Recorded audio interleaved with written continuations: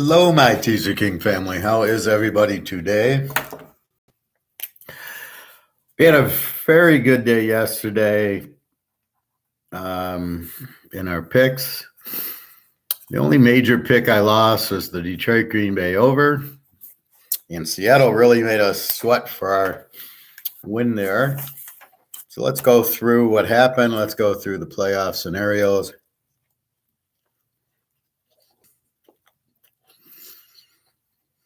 So we have back to Saturday night, Kansas City getting the 1 seed, 31-13 over Oakland. We just missed the over in the game. 44, we're over 45. What happened? We didn't get Oakland's score. Oakland puts up 30 on San Francisco, the best defense in the league, against Kansas City. Stidham looks terrible. Again, I don't know why they're playing him. You play him in a game, you go, oh, this guy's good or bad. I mean, it's such bullshit. But he looks good against the Niners. Terrible coaching, I'd have to say. Terrible play calling. And I saw such bad play calling the whole weekend. Anyway, so KC wraps up 1. Tennessee, Jacksonville, we hit dead on. We have Tennessee as the dog in a playoff game. Tennessee should have won. Terrible call with it was an incomplete pass. They call a fumble. How is that a fumble? The guy's hand's going forward. The ball is in his hand. He lets it get right about here, and then it goes out. That is not a fumble. That's an incomplete pass 100% of the time. And if you notice, they didn't even review it. It was a 5-second review. No, well, we reviewed it. It's a touchdown. They wanted Jacksonville to win. This is the problem with the NFL. They're not playing it straight. They're playing it crooked. They are fixing games. Overs and unders aren't being made. Teams are won. Jacksonville won, and they shouldn't have. Tennessee basically gets cheated. All right. And then we get to Sunday, Cleveland, Pitt. Pitt -2. We nail Pitt. We have it. The way Pitt's playing, and as bad as Cleveland is, there was no doubt they weren't going to win. You had New England going to Buffalo, and once this bullshit rules of not allowing Buffalo and Cincy to play their game, and not only canceling it, which is absurd, and then okay, guy gets injured. Everybody gets injured in football. Why is that injury more than an MCL or an ACL? Or Darryl Stingley getting paralyzed, or Chuck Hughes getting killed against Butkus in the 60s? Why is that any different? If they don't want to get injured, they shouldn't play. And if you are all worried about a guy getting injured, don't watch football. If you want to watch football, you get injuries. That's what happens. It's the game. It's a physical game. People get injured. Anyway, so basically with that happening, it created Buffalo having to beat New England so they wouldn't to play on a neutral field. So now if Buffalo plays KC, which they won't, it'll be a neutral field because they're not going to beat Cincinnati. Cincinnati had to win because of, again, if they lost, they would be a neutral field or at Baltimore, which is absolutely horseshit. So that made Buffalo play. That made Cincinnati play. That was a strong play for me, Buffalo-Cincinnati. But then it said New England's going to lose. And now it's up to Miami and the Jets. If Miami loses with Skylar Thompson, then Pittsburgh would have got in. And Pittsburgh was the better team. However, Miami does sneak in. Pitt doesn't make it. But these all games are going together. So I have Pitt +3.5. I know that's a lock. Minnesota, Chicago. My thought was Minnesota, after getting killed by Green Bay, who didn't show up against the Lions, they're going to beat the third stringer, Peterman. And that's what Minnie did. I saw Cousins play. I don't know if he played the whole game, but probably the first 3 quarters. 29-13 over Peterman and the Bears is insulting. But Minnesota gets to win, so at least they're going into the playoffs on a win. they can't beat anybody, but at least they beat the Bears with on the third string quarterback. So that was another winner. Carolina, New Orleans. I take Carolina as the dog in the game because we know Carolina's 19-2 as a road dog. Another winner. New Orleans had nothing to play for. I didn't see the score. I don't know. Did Dalton play the whole game? Did they bring in some guy out of high school? Who the hell knows? Did Kamara even play? What did Carolina do? But I know, take the dog, and I win with that. So I had Carolina at 9.5. You don't have to only bet the playoff games if there's other good games. And being Carolina 19-2 as a road dog is a very good game. In a division game, they play each other twice a year. Then we get the Baltimore Cincy. Cincy's really pissed because they're fucking around with them. They have the better record. They should be hosting Baltimore. No, they have to win to host Baltimore. The fuck is that? So Cincinnati goes and crushes Baltimore. Again, they don't have Lamar Jackson. That wouldn't have mattered. Burrow looks sharp. And again, they blow him out. So I take Cincy -6. I get them even early in the week. I know they're going to play regardless, and have them with Pittsburgh. So that was a great teaser. And then I played them again with Buffalo once I knew Buffalo was in. So I nailed Cincinnati. Knowing Burrow's pissed, they're going to kill in Baltimore with the backup quarterback. Even with Lamar Jackson, he sucks, but the backup, Huntley, is terrible. LA, Seattle, what a strange game. Got Seattle winning their in, got them even or plus a half, and what are they doing fucking around with the Rams? I mean, are you insane? You're fucking around with the Rams? Now, here's my problem. All these games, they're sitting out their key players. What are the Rams doing playing Cam Akers, playing Bobby, the guy from Seattle, playing the cornerback? So all I hear is rest the players, rest the players, rest the players, don't get them injured. Here are the Rams who've won 2 games all year, playing Cam Akers, playing Bobby Wagner, playing the cornerback. What the fuck is the Rams doing? Right? Well, you're going to win? Really? Seattle, they're fucking around. Geno Smith, has a good one. They finally get going. They're down to the 25 with 10 seconds left. Okay, they're going to kick the field goal to win. The fucking kicker hits the upright. How the fuck can you hit the upright on a game-winning kick to get into the playoffs? How do you miss that? Unbelievable. Then they go into overtime. What the fuck you going to overtime with the Rams with 2 wins? So they go into overtime. They finally get another turnover, a long run by Geno Smith, and a personal foul for hitting him too hard or hitting him after he slid or whatever it was. And then he finally makes the kick. I got the game even. It's a lock. Seattle should wins. So they win 19-16, laying 0. I thought the spread was way too low. And they needed the game anyway. And the Rams are so bad. I don't know what the coach is thinking on the Rams. Obviously, a very, stupid coach as far as I can see. So Seattle gets the win, 19-16. That was the first lock. Next play, Denver 31, San Diego 28. I got San Diego in 10.5.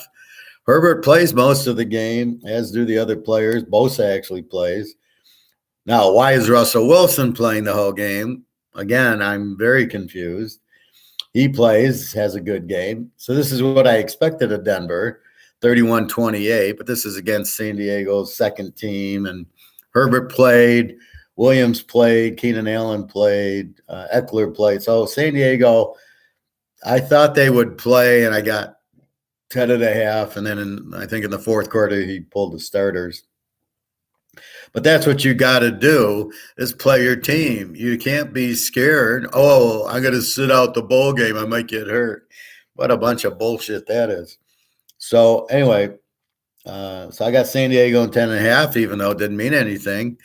Denver's not good. So another winner based on just San Diego 11-1 as a road dog. Now we got New England, Buffalo. I warn everybody to bet Buffalo during the Kansas City game, if Kansas City loses, well, Kansas City wins comfortably. But watching the game, comes out? Buffalo must win, and then it'll be if they play Kansas City, a neutral site. But if they lose, it's not. So now Buffalo has to play. What the fuck is going on here? This is the stupidest thing I've ever seen. Just let Buffalo play Cincinnati. You wouldn't have these issues. And the thing that pissed me off is I locked the over in the Buffalo-Cincinnati game, and it was in the mid-40s. Here, Buffalo plays New England 35-23, a good defensive team. They put up a 58. You got Cincinnati. Baltimore puts up a 43. Buffalo's defense sucks, so Cincinnati would have put up at least a 35, Buffalo 35. You're looking at a 70-point game that I don't get because the guy gets injured and they cancel. That was my point. That's what it will lock, and we all got fucked in that because we had the over in the Buffalo-Cincinnati game as a lock in two big teasers that had won the first set. So Buffalo wins 35-23. Another winner, I had them with Cincinnati. Once I know both teams need to win, and they knocked New England out again. What's Mac Jones doing playing? I have no idea. Then we get to Detroit, Green Bay. The second lock of the two was take the game over. It was the free play. It's 48.5. We need 42.5. The score is 20-16 is 36. We get a touchdown. It's 43. We win. What the fuck happens in this game? So Detroit gets a long touchdown call back for one of their 12 holding penalties. Same old Detroit. They always hold on the key. On the key, you finally get a 30-yard run holding. You finally get a long touchdown holding, which fucks us. Where was Aaron Rodgers? Where was the play calling? So I get a pass interference 2 minutes into the game. I'm at the 4-yard line. Let's run up the middle for no gain. Then let's run up the middle again for no gain. And then let's Rodgers run around and throw an incompletion, and I kick a field goal. Maybe I don't run up the middle on first down and second down. Maybe I do a Dave Casper play action pass. Maybe I roll out or do a wildcat or something different than just hand the ball up the middle and gain no yards. And you ran at a guy you didn't even block. What the fuck kind of coaching is that? This is the problem with the NFL. They get the ball at the 5-yard line. When they do run, they just hand it up the middle and run up the middle. The defense is playing you to run. You cannot just hand the ball and run up the middle. Now, you lost 4 points there, which puts you at 20-20 if you would have just played a normal pass. So if you would have played a normal offense when you got the ball 2 minutes into the game and you fuck up momentum because you kick a field goal instead of the touchdown, so you end up losing the game in the first 2 minutes on the pass interference penalty that either Rodgers should run or you run some sort of play. But the problem I have is the shotgun. All right. The shotgun is a passing formation. Why are you running out of the shotgun? Because you know what happens when you run out of the shotgun? It's a very delayed run. The quarterback gets the ball. The running back's 6-7 yards back. So by the time he hits the line, 2 seconds have passed. You've got to be under center when you're at the goal line.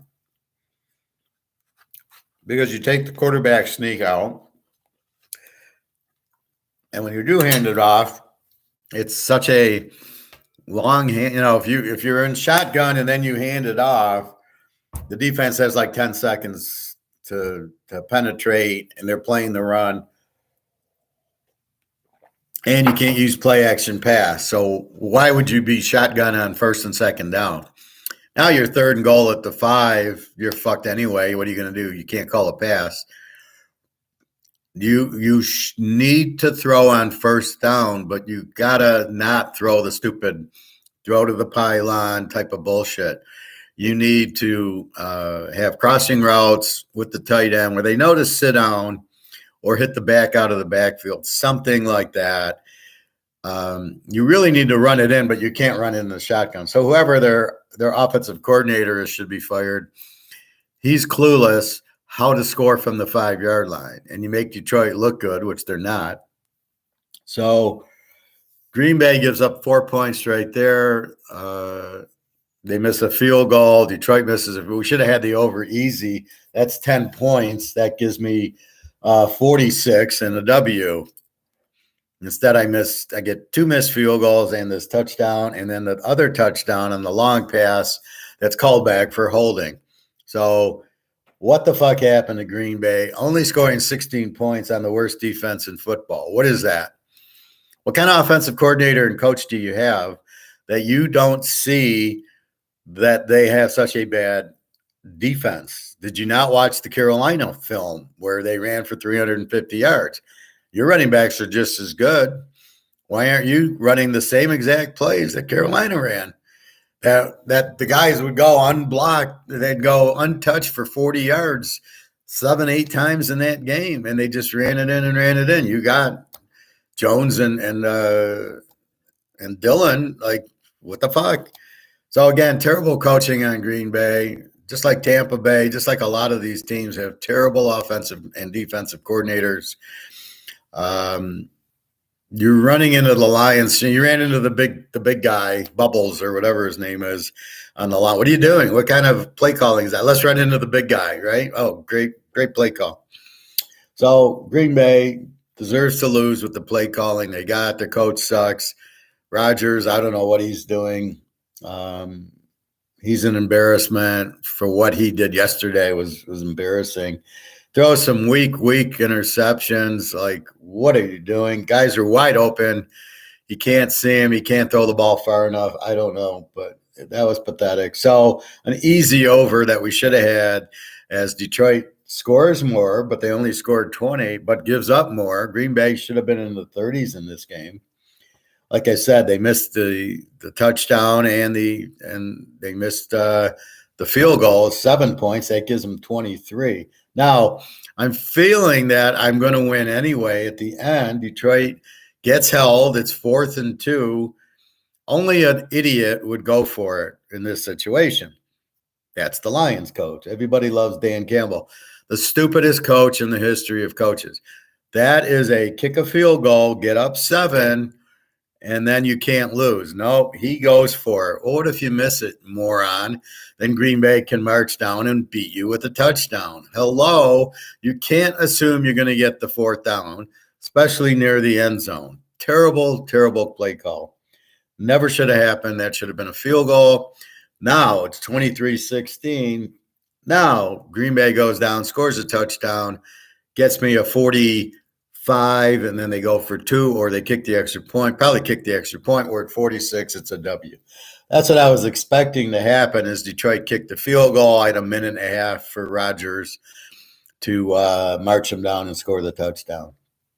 So what happens in the over game is you get like Buffalo, a kickoff return, a pick 6. You need quick drives, but you didn't get quick drives here. Green Bay, again, I don't know what they're thinking. You're playing the worst defense in football, and you're fucking around running the ball on 1st down and running the clock. No, you don't run. You got Aaron Rodgers. I don't want to run on 1st down. I want to play action pass. I want to get 20 yards a chunk and score touchdowns because Detroit can't stop the wind. Absolutely horrible coaching. All right. Philly and the Giants, I call this one. I tell you not to play Philly. I did do some nasty tweets on the Giants going that the coach and GM should be fired for not playing Daniel Jones and giving up against Philly. Okay, you don't go out to try to lose, and you don't play your 3rd string practice guy, Davis Webb, or you don't give me the bullshit, well, we're seeing what we have. Not in this game, not against Philly. Are you kidding me? If you would have won that game, now maybe you win the playoffs. That's what you did twice against New England. But no, you don't even try. That's unprofessional. That's pitiful.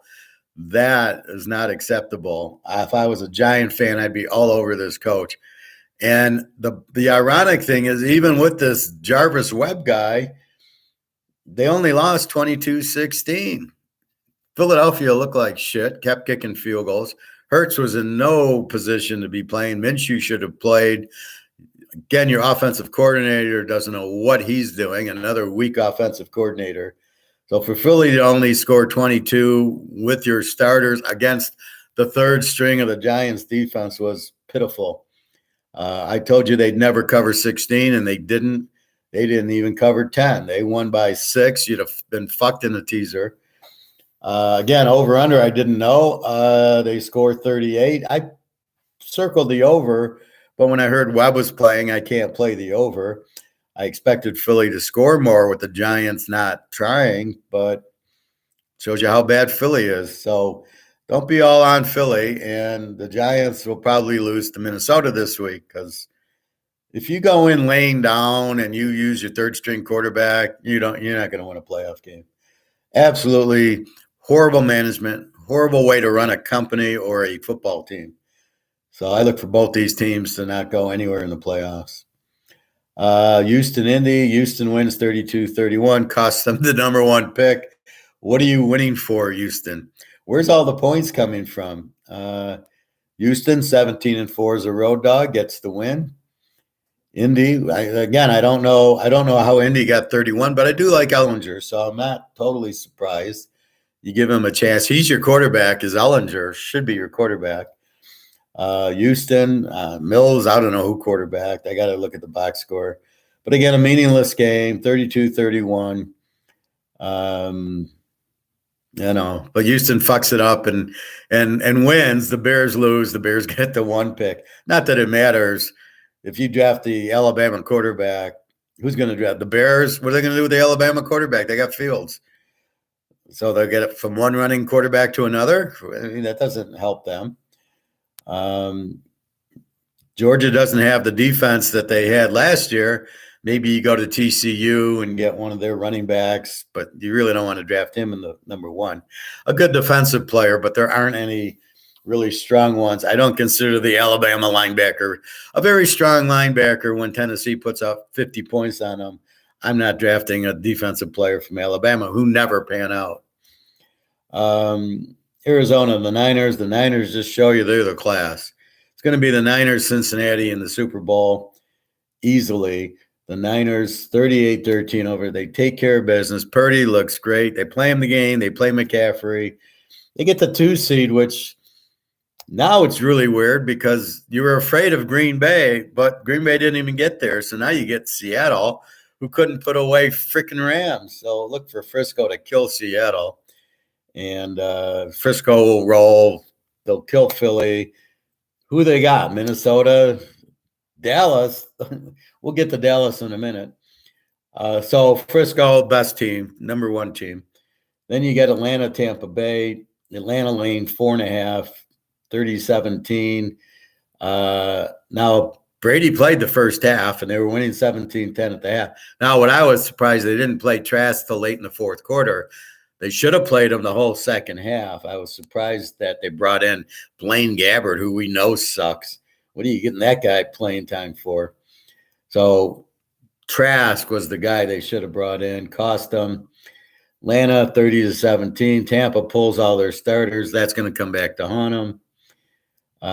So I don't agree with what Tampa did. They should have played to win. Resting your starters is not a good thing ever, but at least they played Brady the first half. Dallas, Washington.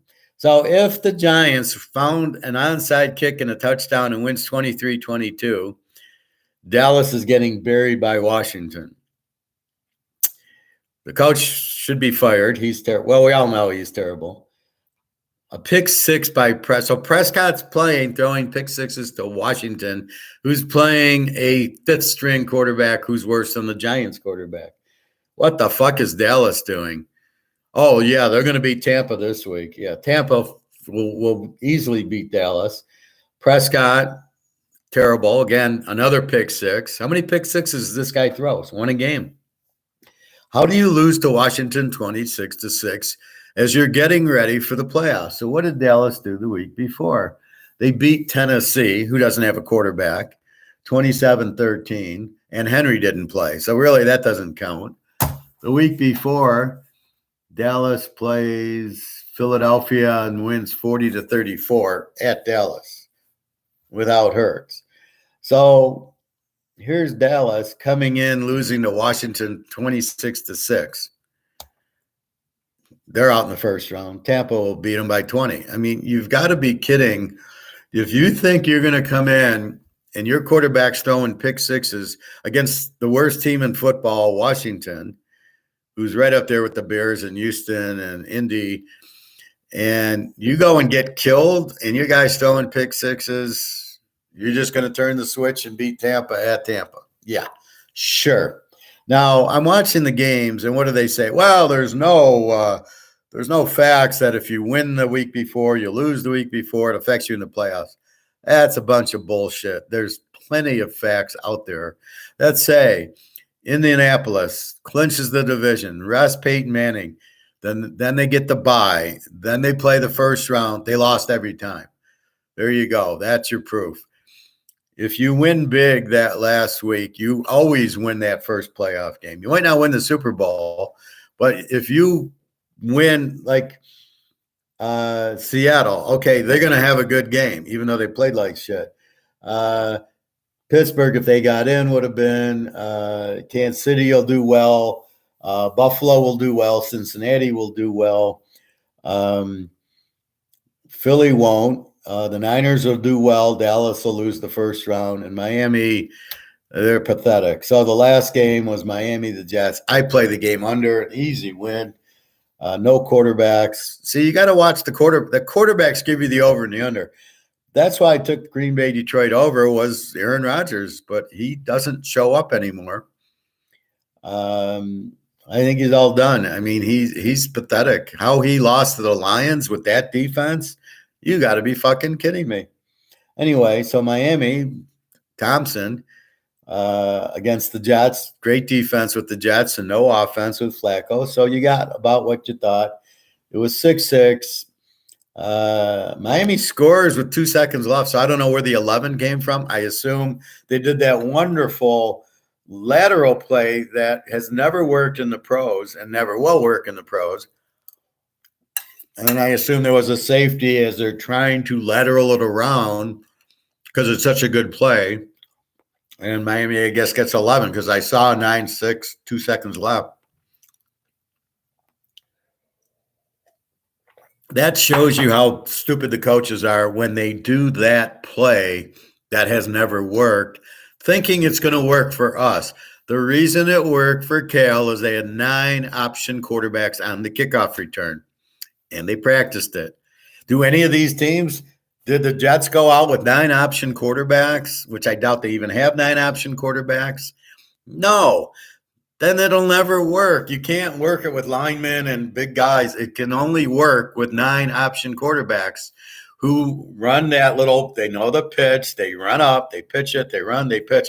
They know that, but not linemen and not fullbacks. It ain't going to work. They don't even get the concept of the option game that Oklahoma used in the 70s, all the wishbone stuff. It's a stupid play. It's not even, it's got a chance to work. It gives you more safeties and touchdowns against you than it actually does anything. Just run the fucking ball and then maybe you run a reverse like Hollywood Henderson did in the Super Bowl. Maybe do that. Maybe start going and then it gets reversed and then let the guy run. And if he doesn't make it, he doesn't make it. What do you think is going to happen? The sky's going to open and all of a sudden he's going to be transported in the end zone? Are you fucking kidding me? So with that said, we went 0-1, 1-1, 2-1, 3-1, 4-1, 5-1, 6-1, 7-1, 8-1, 8-2, 9-2, 9-3, 10-3 yesterday. So our losers were Green Bay, Detroit over, Dallas, and in the KC, Oakland over. So we hit Tennessee, we hit Pitt, we hit Minnie, we hit Carolina, we hit Cincy, we hit Seattle, we hit San Diego, we hit Buffalo, we lay away from Philly, we actually laid away from the Niners, we hit Tampa, We lose Dallas because we can't figure out how they're going to lose to a third string quarterback that's never played before, but they find a way. And then we hit the under in the Miami Jet game. So with that said, we're done with the regular season. Let's look at how our trends did just for shits. San Diego, winner. Atlanta, winner. Philly, loser. The play against.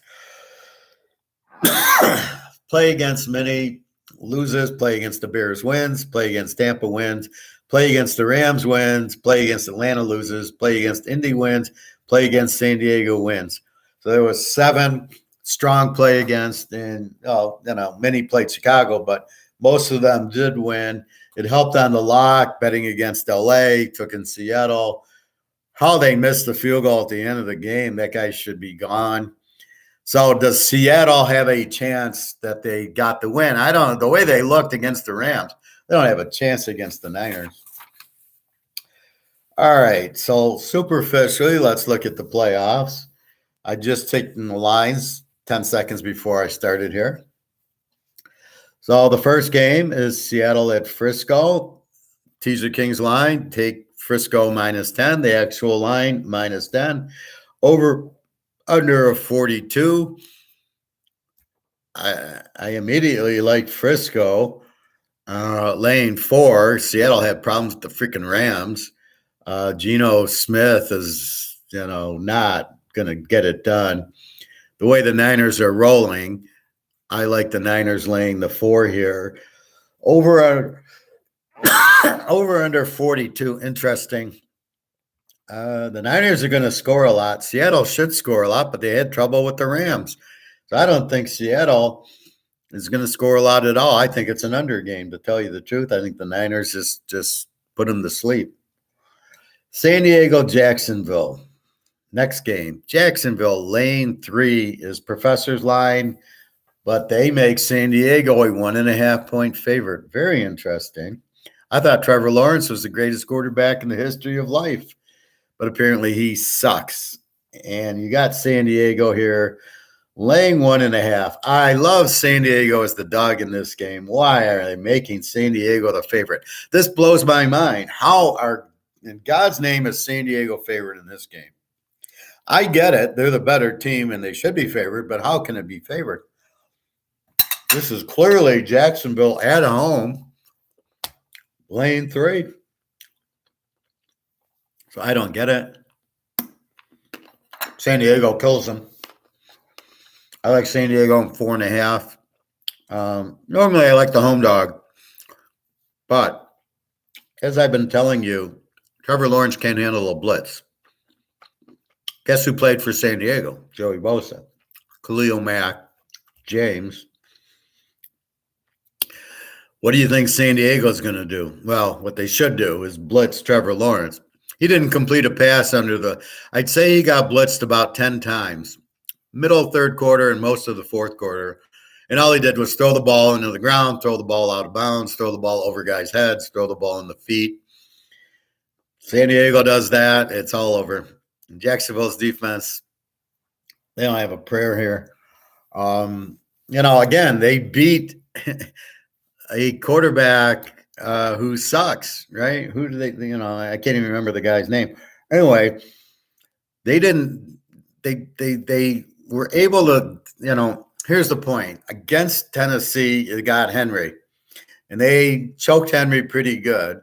But who was the quarterback? The kid from Tennessee. You got Herbert, and you got Keenan Allen and Williams and Eckler, and you got a real offense with a real quarterback and a real balanced team. What the fuck's Jacksonville going to do against that? You think they're going to stop that team? Now, Jacksonville played their guys, good boys. They lost to Denver. Russell Wilson finally had a good game, the last game of the year. Auditioning for next year, I don't know what the fuck he's doing. But San Diego is, in my estimation, what I put was Jacksonville should be favored by 3. That's what I was thinking the books would do. In my mind, San Diego's a 7-point favorite. If I really look at the teams, San Diego's a 7-point favorite. I'm laying 1.5. I get 4.5 with San Diego all day long. Over under 47. I believe this is an over. Jacksonville's been scoring. They'll never hold San Diego with that offense. Very explosive. So it's a combination over and San Diego and 4.5 in my mind. Jacksonville was lucky to win on a terrible call or Dobbs, right? Where Dobbs clearly throws the ball, and they should have been an incompletion, just like Brady. Okay, so if we go back to the Brady Woodson hit in 2001, when Oakland got fucked because of the open hand, tuck rule and a fumble that was such a clear fumble, but that was an incompletion. It was the same play, but here it's not an incompletion. What the fuck are you talking about? So it should have been, let's call the game the same way. So in this case, it wasn't, it was clearly an incompletion. So Jacksonville shouldn't even be here. Lawrence didn't do shit. He didn't come from behind and win.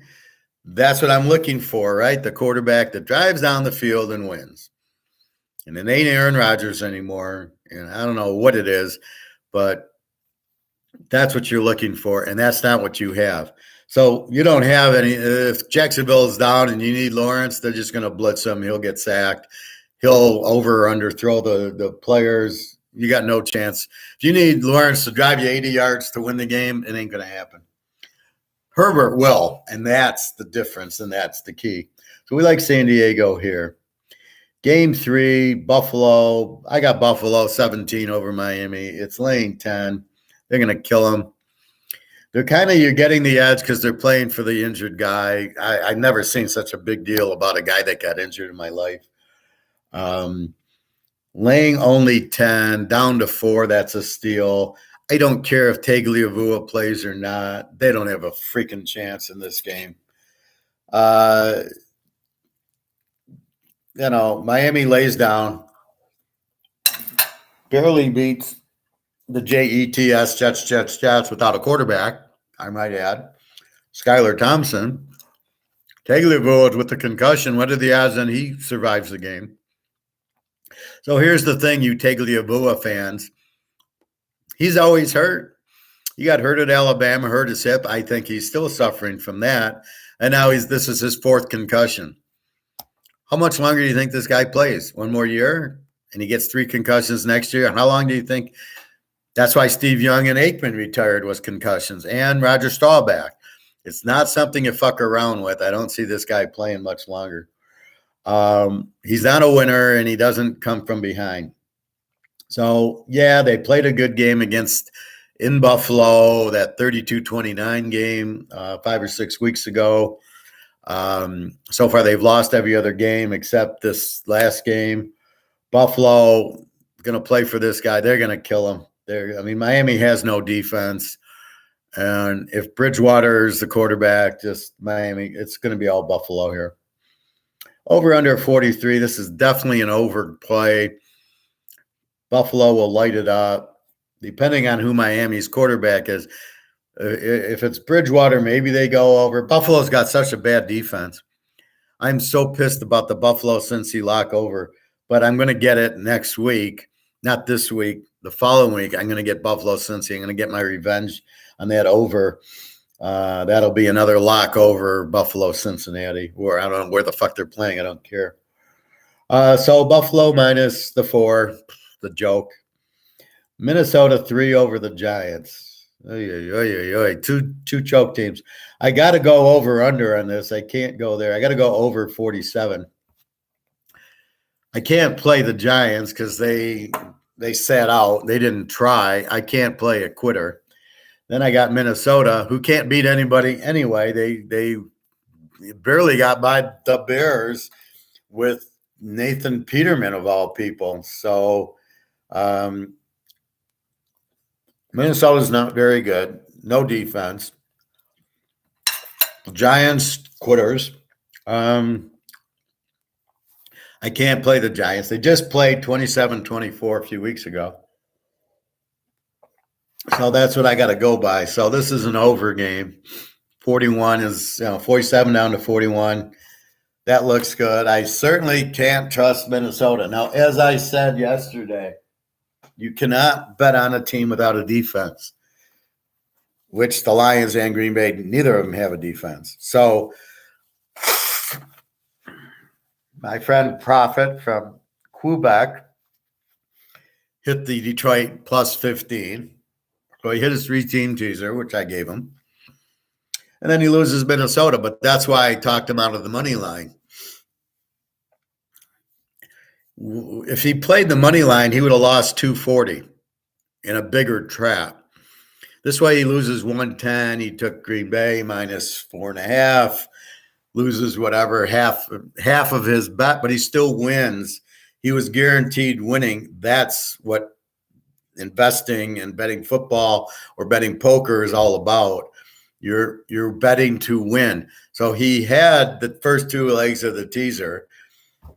Did we think Lions in 15 were any good? I thought Green Bay, especially after Seattle won, Green Bay was going to kill them. I thought it'd be high scoring, obviously. So he wins the Green Bay 15. He wins Detroit in 5th. That capped his 3-team teaser. He loses the trap part of the Green Bay, but at 110, he's not losing the 240 money line. I hate the money line. I don't know where in God's name are you thinking the money line's a good bet? It's never a good bet because you can't say that the team, well, I don't think they'll win by 4, but if I bet them even, they're going to win. What the fuck? And you see, you would have lost 240 on Green Bay on a bet that should have been 110, laying 4.5, and they were up 6 half the game, so they could have easily won by 6. You don't win them both.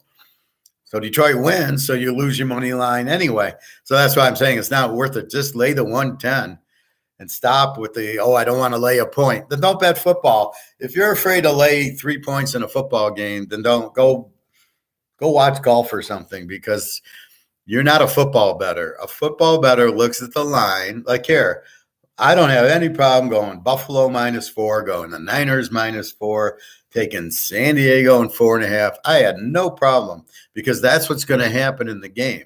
Is predicting the game. And if Buffalo is going to kill Miami because Tagliabue ain't playing, what do I care if I lay points? I'm trying to get the winner. So with that said, go over in the mini game, but don't worry about it. Next line, Cincinnati. I got Cincy 10 over Baltimore. It's only 6.5. I love Cincinnati -0.5. It's going to be Cincinnati and Frisco in the Super Bowl. And it's ironic, they've played twice already in the Super Bowl. So every time Cincinnati gets there, they get San Francisco, twice against Montana. And then last year against the Rams, should have been against the Niners because the Niners dropped the interception, or it's the Niners in Cincy. So I love Cincinnati here. Baltimore, I don't care if Lamar Jackson or Johnny Unitas is the quarterback. They don't have a chance because they can't stop Burrow. So definitely like that. If Jackson is the quarterback, maybe you go over in the game. If he's not, maybe you go under 43, under 40. Cincinnati is the best team. They have the best offense and the best defense. Far better than KC and Buffalo, who have no defenses. And then you got the Niners. Philly, no coaching. Minnesota sucks. Dallas sucks. So what do you got? Tampa, terrible coaching. Dallas, I mean, forget about it. So it's going to be Cincy, San Francisco would be, if you guys are looking to bet who's going to get into the Super Bowl and get your little 10-1 odds or whatever the fuck it is, go Cincinnati and the Niners right now. And last but not least, I have Cincy 10 is only 6.5. Bet Cincinnati, bet Buffalo, bet San Diego, bet San Francisco, bet the over in the mini game. And now we got Dallas, Tampa Bay. I've got Tampa -3. They're at home. Pretty close game. How is Dallas favored in this game? You just lost to Washington with Dak Prescott playing. Oh, we're just going to turn it on? We played our starters and lost by 20 to Washington. But we'll go to Tampa as a road favorite and win. Are you out of your minds? Now, as bad as Tampa's offensive coordinators are, you do have a guy named Tom Brady. You do have Julio. You got the receivers. Everybody's playing. It's a playoff game. You got a home dog in Tampa Bay. There's no way in hell Dallas is blowing them out. Tampa should be favored here, so take the points. Take Tampa and 9. That is a terrible missed line. Vegas is always right. Bullshit. Not in this case. So that's the first look at the playoffs. I'm not aware of any major injuries. Tagovailoa maybe. Is Lamar Jackson playing? Who gives a shit? And Dallas, they're lucky they sit Prescott, but they're not smart enough. I mean, they don't understand. They should have beaten Washington. You don't lose to Washington to get ready for the playoffs. And if you want to use the excuse it doesn't matter the last week, I'll say you're full of shit. Absolutely, it matters. You want to go in on a positive. You don't want to go in a negative. Teams that get on a streak at the end tend to win the Super Bowl. That's proven. That's a fact. So look for the Niners, San Diego. Well, San Diego lost. Buffalo's been hot. Cincinnati's the hottest team. And then certainly not Dallas. So that's my point there. So that's your first look at the playoffs, which are this weekend. Tonight, Georgia 13.5, 63.5. I warned you. Get that over in already. You could have had 60. That was the first time I warned you. Then it went to 62.5, and I warned you. Now it's 63.5. By game time, it'll be 65. The game will be a 90-point game. It won't matter. Very high scoring here. I don't know why the Georgia money's coming in. Going from 14 to 12.5, now 13.5. Those are the idiot math guys who go, well, I like the 13.5. It's under 14. I can't name a player on either team. I don't know any type of coaching or anything else, but I know this is a pure over game. You have TCU. Now, this is the way the professor thinks. Early in the year, I'm not a big TCU guy. I mean, I like TCU, but I'm not betting them heavily like I did until I see this. They're playing Oklahoma, and they beat Oklahoma by 50 points. Now, that didn't impress me that they beat them by 50 points. It was the way they beat them by 50 points. They had so much speed on the field. They're just doing little outs and going for 60 yards and a touchdown against Oklahoma. They made Oklahoma look like a Division III team. They were fast. They had great plays, and I love their coach. Sonny Dykes is a very good offensive coach. But the kicker is they also have a very good defensive coordinator. So TCU is this explosive team, and they showed it. I bet them over every time, except for when they were a dog against Texas, and I think they were a dog one other time against Oak State or something. I played them as dogs, and they won, as they won every game, and played them over every other chance. Texas Tech, Baylor, over. The only time they didn't go over was against Texas, a 17-10 game, because Texas has the runners, and they ran the ball down their throat, but they couldn't score, and TCU beat them, so they could win a 17-10 game. That's not what we're going to get here, but that's how strong TCU is.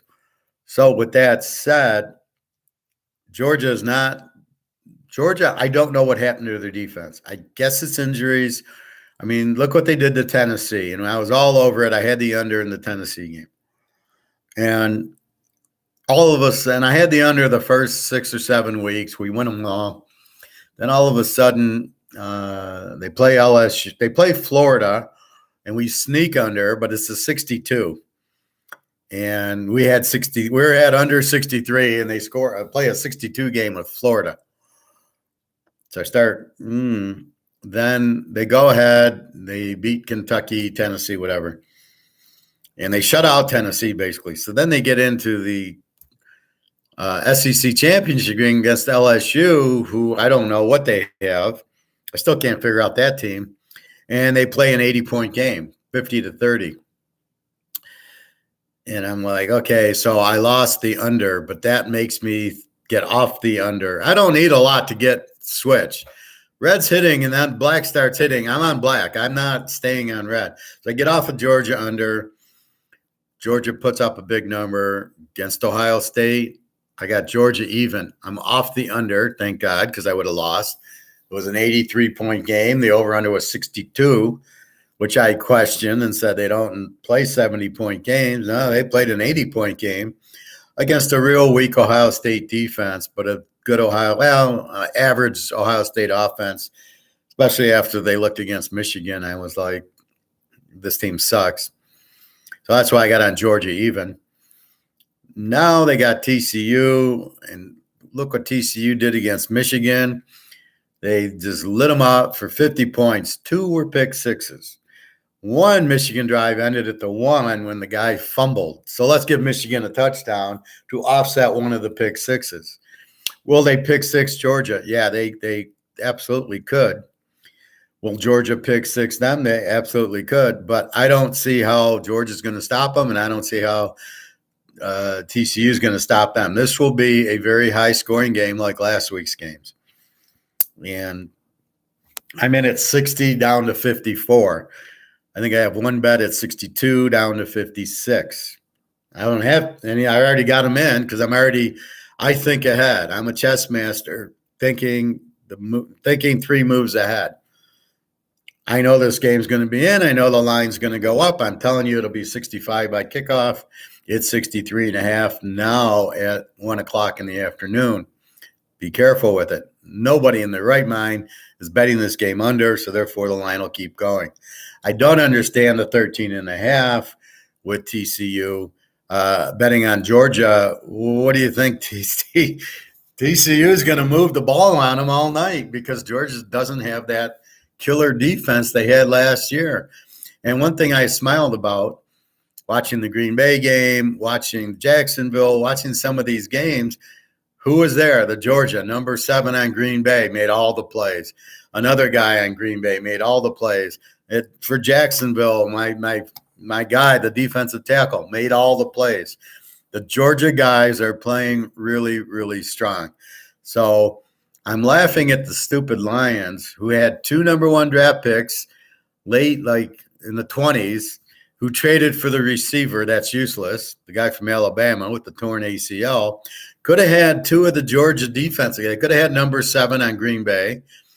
Could have had another guy. And then their defense would have been good. And Detroit probably would have won 12 games this year with that offense. The receiver didn't help him at all in the offense. Neither will he. He's a useless, fast guy from Alabama who hasn't done anything on any team. Does Devontae Smith really make Philly better? Does Waddle? Does Ridley? Does Judy? Half of them are sitting out, killing people or betting on football. There was one guy on Jacksonville from Alabama who's sitting out for gambling on football. This is the integrity of the Alabama receivers. Julio Jones has a hamstring issue for 5 years and plays in 2 games. So I'm not jumping to get Alabama receivers. I'm jumping to get LSU receivers. Chase and Jefferson, and here comes Boutte. That's who I want. I don't want the Alabama guys. So you drafted a fast Alabama guy with a torn ACL who did make a catch last night, but it was called back for holding. But did you need him? No. Does it matter? No. You won without him is the point. But if you would have had the 2 Georgia defensive players in the mid-20s that you could have got, your defense would be a whole lot better. Now they got to go draft 2 guys. But the problem is the Georgia defense isn't there this year. Maybe one of the guys got hurt, but who are you going to draft? Oh, I'm going to draft the Alabama linebacker who gave up 50 points to Tennessee. No, thanks. Don't really want him. He's not the answer. So it's a joke how bad the Lions draft and what they do with their team. Ryan, they will be in the 40s by halftime. Tonight, I assume you're talking. Well, we'll probably be over by halftime. People underestimate Georgia's quarterback, who I really like, Stenson. What did he do last week against Ohio State? He had a big 30-yard pass and then the touchdown with a minute left to win the fucking game. Why does everybody badmouth Stenson? He's very good, and the TCU guy is very good. TCU guy can run. They got good receivers and running.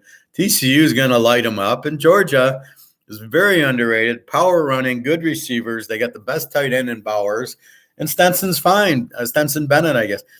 What I don't get, where, TCU couldn't stop Michigan and Georgia couldn't stop Ohio State. So what's going to change that the defenses are going to play better? This is not Georgia's defense from last year, and TCU's got a good defense, but if Michigan can light you up with that shit quarterback, then Georgia's going to light you up. So this is definitely a very high-scoring game.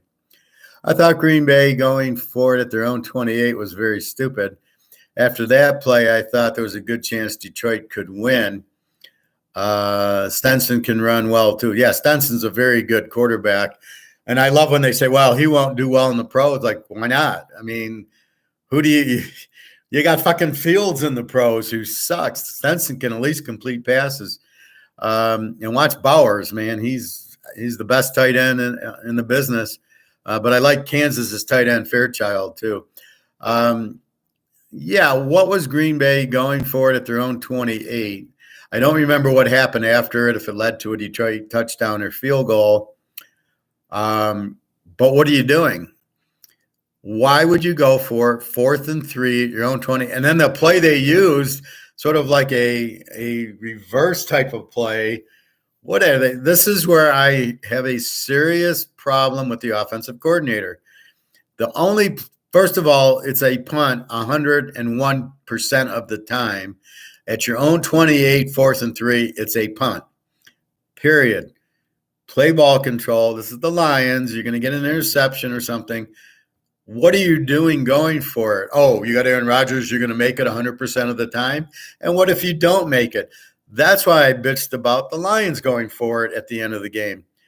What if you don't make it? Now you got Green Bay can drive on down and get a touchdown to win. Are you insane? You kick the field goal 100% of the time, go up 7, and then let Green Bay have to score to beat you. 100%, because if you don't make it, you've just given Rodgers back the ball.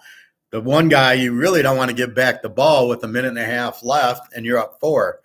So these 4th down calls are just ridiculous. The coaches should be fired. The offensive coordinator with those play calls should be fired. This is the play you run. You run a wide receiver on a kind of not even a sweep.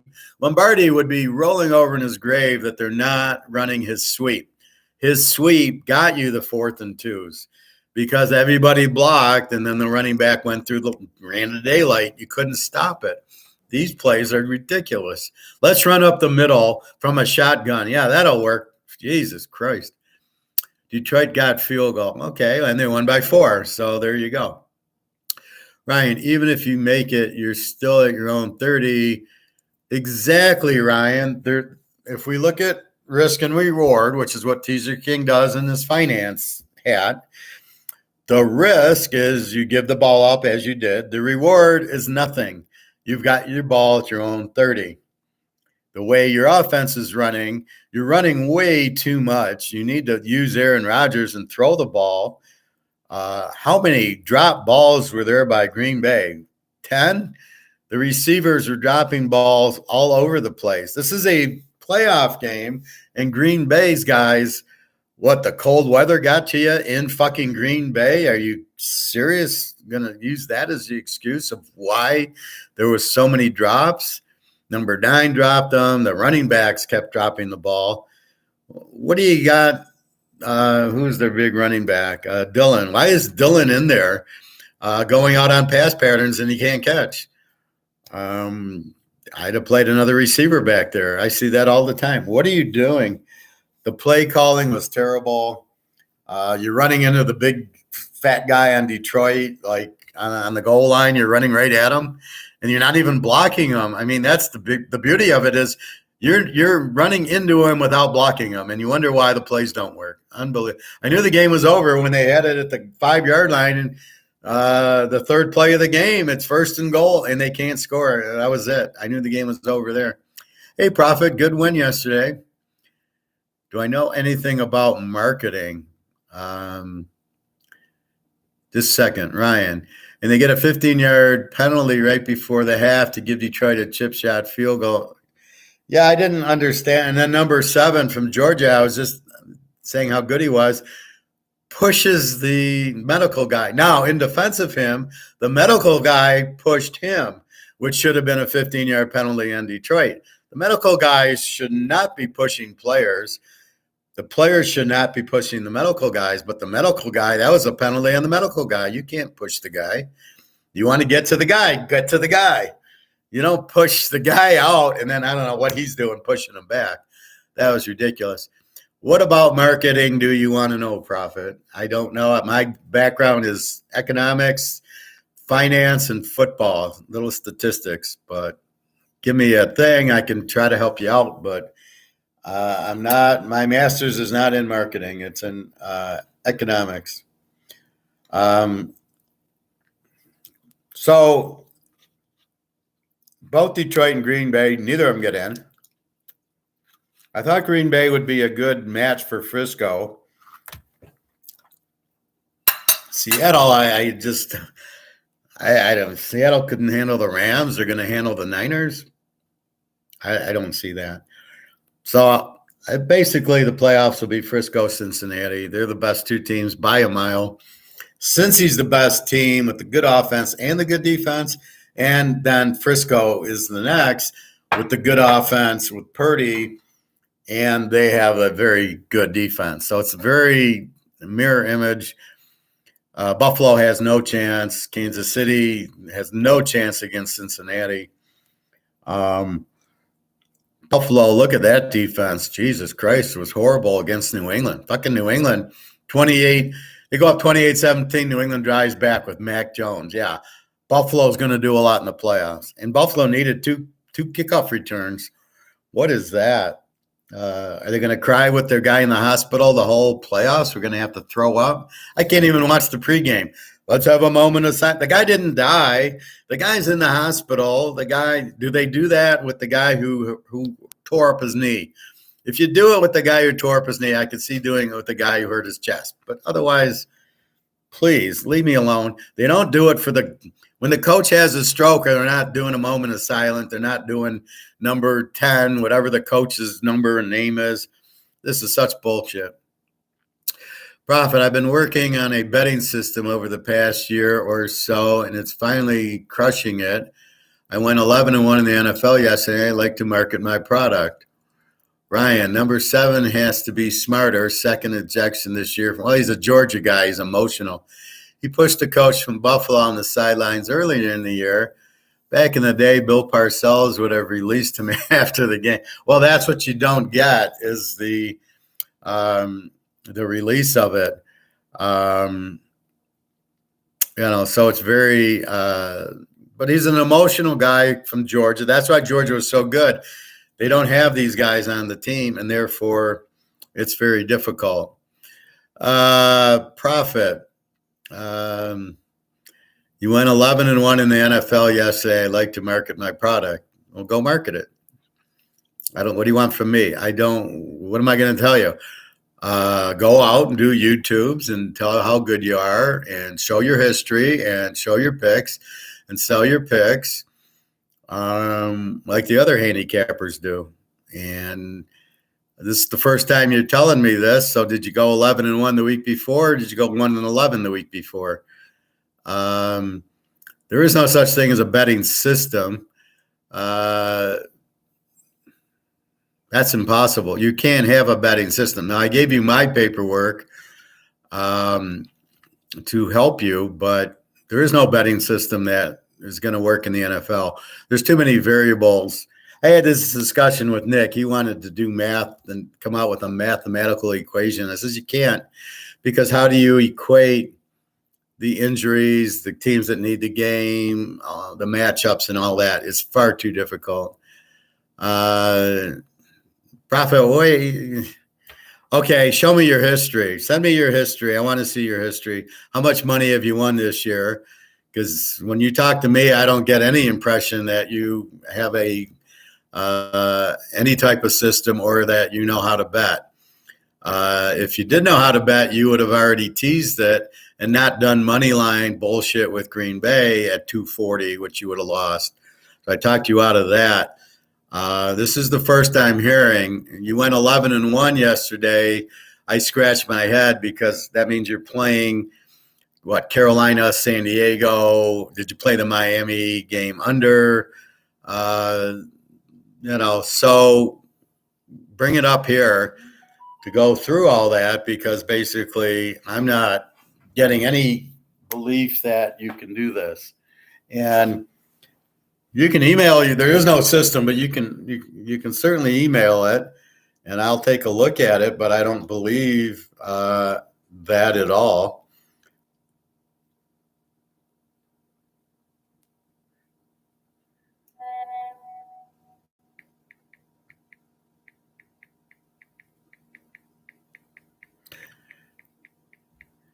So you can't just go, I went 11-1 yesterday. Okay, you have to prove that. So I would want to, I give you my picks. I go through every game. So all you got to do is look at my video, and I walk through it, and I go, yeah, we lost the KC over. You liked Oakland in 19. So are you doing this with 10-team teasers, with 10-point teasers? And then what are your odds and everything else? So you go 11-1 in a 10-team and a 10-point teaser. Doesn't really impress me. But there is no system you can really use in this. The closest I come is to trying to get teaser trends. Like I had Carolina yesterday, 19-2 as a road dog. Okay, is that a system? Not really. That's based on results that have happened, but we will see. So I'm not sure.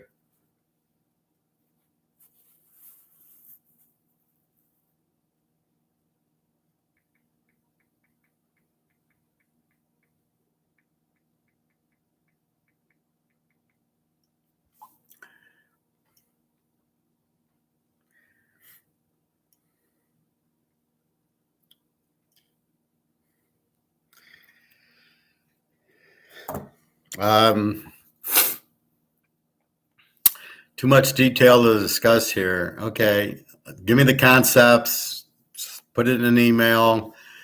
As far as marketing, this isn't my marketing. I come on, I give you it straight. I give it to you honest. I give you the picks. You have the videos. Then if you don't believe me, you can just look at the video that I did yesterday saying, I like Seattle. I like Cincinnati. I like Minnesota. I like Pittsburgh. And then all the games are played, and there you go. So the biggest thing is you have to gain trust and confidence that you're real and that you're honest, and what you say is what you do. You have to have that. You have to build that. I built it because I prove it every week, and I go through sort of how I do it, and I try to teach it.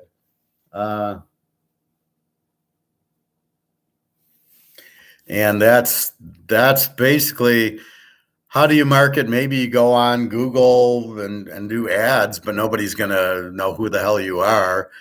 Do a Twitter account, but I don't know how much that's going to really help you. You just got to do videos on YouTube, but you got to get people to watch you. And the only way you do that, I've been asked this before, and the guy says, well, how do you get all your followers? How do you do it? I says, well, first of all, you got to know what you're doing. You've got to pick winners and make sense out of it as to why you're picking it. And I was watching this Bertie Madoff thing on Netflix, which I'll get to in a minute. Ken, hey Ken, the final play of the Miami game was called a safety, was it? Yeah, because it was 9-6, and then it went 11-6, but I didn't see the final play. I assume it was those laterals that never worked, so that's all I can come up with. How else they got a safety? Profit, some teasers, but mostly straight up against the spread. The only teaser I has was Vegas, Tennessee, Detroit, which won. So you're playing straight up. So what's your percentage? What are you saying? So you went 11-1 straight up yesterday. Well, I don't believe that. So you can't just say it. You have to prove it. But that's the thing. So you played one teaser. So you went 11-1 straight up. So that means you took the Rams against Seattle. You took the Giants against Philly. You took Houston against Indy. You took Atlanta over T-Bay. You took Washington over Dallas. And you took Miami over the Jets. And I don't believe any of that. Did you take Jacksonville or Tennessee? Well, you had Tennessee in the teaser. Pitt, I could understand. Minnie, maybe. Did you take Carolina against New Orleans? See, I don't believe any of that. Cincinnati, I can believe. Since Seattle, you would have taken Seattle, and you would have taken Buffalo, which won. You took Detroit plus 15.5, but you wanted to trap it with the money line Green Bay, which means you didn't take Green Bay, but you didn't take Detroit in 5.5 there. So and you took the Giants against Philly, really. So none of what you're saying doesn't make sense. Well, no, you said you trapped Green Bay. You said you played it and you trapped it. So if you have Detroit in 15 to close out a teaser, you would have trapped Green Bay. Otherwise, it shows me you don't understand gambling and you don't understand what's going on in football. Well, that was my idea, but that was a very smart idea. That's how you win. You win by taking a trap. So if you just played Detroit in 15, that shows me how little you know about betting and winning, because you would have trapped the game 4-15 and then you can't lose, right? You took a bet that you can't lose. You didn't bet it to a bet you could lose if Green Bay blew them out, which after Seattle won, that was probably not too surprising. So I question what you're saying, Prophet. So you really have to show me. But as far as marketing, very hard to market this. This is my marketing. It's basically getting out there and proving myself, saying this is what I did. Here's the game. Take the over in the TCU Georgia game today. That's marketing. I'm not hearing your pick on that game. So are you going to come back tomorrow and say I picked it? But you've got to right now come out and say this is who I think is going to win. That's how you market yourself. Would have played Green Bay if they were playing better live. I don't know what that means. Yeah, that's a good idea that I had. You should have followed it, which makes me question even more. If you're not trapping 11-point teasers, then you're missing the whole concept right there. Betting is about investing, and you want to, it's like a stock. If the stock goes from 10 to 20, you then put a stop loss in at 15, so you can't, you bought it at 10 and went up to 20. The worst I can do is it'll go to 15. And if it drops back to 15, I made from 10 to 15. That's how you invest. That's how you gamble. Everything should be to minimize your losses. On TCU, 14.5 by 1.5. You don't need to buy 1.5. It's 13.5 now. Why aren't you playing the over in the game? That's the bet. So explain your model then. How are you coming up with? All right, so let's go. San Francisco, 10 over Seattle. Let's walk through your model. Give me how you're picking that game. That's next week's playoffs.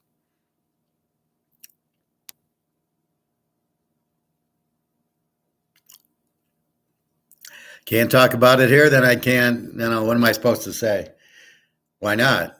It's easy. You want to market yourself. This is how you market yourself. You get on my show with my audience in my class, and you say, here's my way of picking the game. And if you can't, then good luck marketing, because nobody's going to trust you or believe you. You'll email me. Okay. I'm waiting with bated breath, but I don't use a system. I use logic, and basically I'm looking at the defenses and the quarterbacks, stuff like that. All right. So as I say, watching this Bernie Madoff thing, now there's a few lessons I'm going to teach you about spotting scammers and pyramid schemes, and these guys like BlackRock and JP Morgan. It all fits tidily. Now, what was the biggest thing that came off in the Madoff? It's on Netflix. So they kind of go explain it. He's a bully. If you go to somebody, now if Profit comes to me, I show you how I do it, right? It's not smoke and mirrors. I walk you right through how I pick the games. When I ask Profit how does he pick the game and he doesn't answer, raises red flags. He's scamming. He doesn't really know what he's doing, because if he did, he'd talk about it, or anybody. So when people would ask Madoff, how are you making this money, he would get mad and he wouldn't answer. So if you ever talk to somebody, I do a show on how I do it, because I am trying to teach. I want you guys to understand what I do so you can go and do it yourself. I teach you how to fish is better than giving you the fish. So with Madoff, when they asked him how he does it, he couldn't answer and he'd get mad. Madoff was a psychotic who had 3 or 4 personalities. He'd be real nice, but if you asked him, how do you do it? He'd get upset and he'd bully you. And that tells me he doesn't know what he's doing. So anytime you get a bully, it's because they're scared and they don't know what they're doing and they can't answer the question. Run away from them. So the other thing is he's giving you these returns. He's making 10%. Now, if the market is at 2% now, because the interest rates are getting higher, but the savings rates are 2 or 3, and that's really all you're going to get, maybe 4% in an investment. And they're going to give you 15%. Get up and run away as fast as you can, because it's impossible. Maybe 4 goes to 5. Maybe he can give you 5%, but he can't give you 15. Get up and run away, because it's not possible. If it seems too good to be true, it is, right? We got Profit saying 11-1. Seems too good to be true, because it probably is. Maybe he had a lucky weekend, but you can't come on here and say I went 11-1 yesterday. Even if you did, you got to prove it. And what did you do the week before and what have you done for the whole year, and prove it. And that's what I'm saying. That's why I'm doubting, because there's no way you went 11-1 yesterday. Nobody went 11-1 yesterday. That means you had to play the Giants, you had to play Houston, you had to play Atlanta, you would have had to play Washington, and nobody's playing those teams. It's not possible. So Madoff, what does he do? He fucks over everybody, but he never discloses how he's making them the money. And when they ask about how are you making the money, he yells at them and he doesn't answer the question. And it's all a scam. He's taking your money and he's paying off somebody else. So it doesn't reflect here, because you're paying me for my picks. I'm giving you my picks. It's not dependent on somebody buying. I'm not giving you winnings. I'm giving you picks. So it's apples and oranges here. But if somebody's offering you money, it's impossible. You have to be able to ask the question what it is. What are you doing? What are you investing in? And if you can't answer it, just walk away, because you're going to get burnt. And that's basically what happened to all these idiots who, one guy said, I had $1 million and I invested it. I invested 100. I did a background look on them. The SEC said he was clean. So I invested the other 900,000 with him. Did he ask how he made the money? No. Did he lose his million? Yes. In other words, the guy's a fucking idiot. You cannot just, without understanding what's going on, do something. So what does the Teaser King do? I teach economics, right? The professor teaches you economics, gold. But what do? I explain what's going on. They're printing the money, therefore gold will go up. Now, I'm not asking you for money, and I'm not saying I'm going to, do anything for you. I don't want your money. I want you to buy gold and silver with it. But I'm explaining exactly what's going on. They're printing too much money all over the world. It's all these Keynesians. They're printing. It doesn't work. It goes to zero. Get the fuck out of the money. And you want to protect yourself with assets, which are gold and silver and Mickey Mantle cards or Rolex watches or something, diamonds, something like that. So I'm telling you what's happening and why and what you should do. But I'm not profiting on it. I'm not saying, give me the money, I'll buy you gold. And even if I did, I would then send you the gold. So if you gave me money and I said, oh, well, I got the gold sitting here. No, I would give you the gold. I'm not going to go buy gold. So now I have 10 ounces of gold. And this would be what if Madoff would do it. Then somebody else would give me money and I'd buy that. I would take the 10 ounces of gold and buy more gold with the gold. That's the next person and the next person, and hold it and say, well, I got it for you if you need it. And you go, no, we trust you. We feel comfortable. You have our gold. No, I would A, give you the gold, and B, this is what the scam is that I try to warn you about with the ETFs, SLV, GLD, and this whole bunch of Keynesian assholes that are fucking everybody around. When they tell you to buy these ETFs, you don't have any gold. So they'll say you've got 50 ounces of gold. You don't have any. So unless you've got the gold in your hand and you put it in your safe or you put it in your Cool Whip jar in the freezer, you don't have shit. Madoff, what did he do? Yeah, if you wanted the money, he'd give it to you. But basically, people were giving him money because they heard, oh, this is great. I get 20% of my money. I don't know how he does it, but I know I get 20%. And so he's been doing it for a few years. So therefore, it's good. Ask the fucking question. How are you doing it? And if he starts yelling at you and doesn't want to disclose, you walk away and go, this is bullshit. All the sheep are jumping off the rooftop or the hilltop, and I'm not going to be one of them. This is why I think and analyze. What do? I don't buy in the market. I am not in ETFs. I get into fucking gold and silver physical because I understand exactly what is going on and what is our protection. So therefore, what happened with Madoff? Nobody understood it. Nobody did the time to research it. No, the SEC for some reason didn't fuck with him. So therefore, if you thought the SEC, well, that's what I heard a lot. Well, the SEC said he was fine, so I felt better. No, you still got to understand what the fuck is he doing. And if you don't understand what he's doing, why do you have your money in it? So never put your money in it. If you don't understand gold and silver, you ask me and I teach it to you. And I make it very plain and simple what it is and why it's not going up, but why it will go up, and why you can't be in money. So I explain it, but I don't make a nickel. I don't want any of your money. I want you to take it and go to the gold store and buy your ounces of gold and silver. And you take care of yourself, but you understand why you're doing it. So with Madoff, the whole thing is it's just a bullshit pyramid scheme, a Ponzi scheme, whatever, where he's taking your money and giving it to somebody else. There is no investment. So his returns based on how much money he's getting in, because people would just give him money going, I want 20% back too. Oh, I want 20%. Oh, my friend, my uncle's in it and 20%. I remember my brother-in-law, who was a doctor, who was pretty rich. This was years ago because I've been divorced 11 years. And so he's telling me about, I guess this, I don't know. I didn't pay much attention.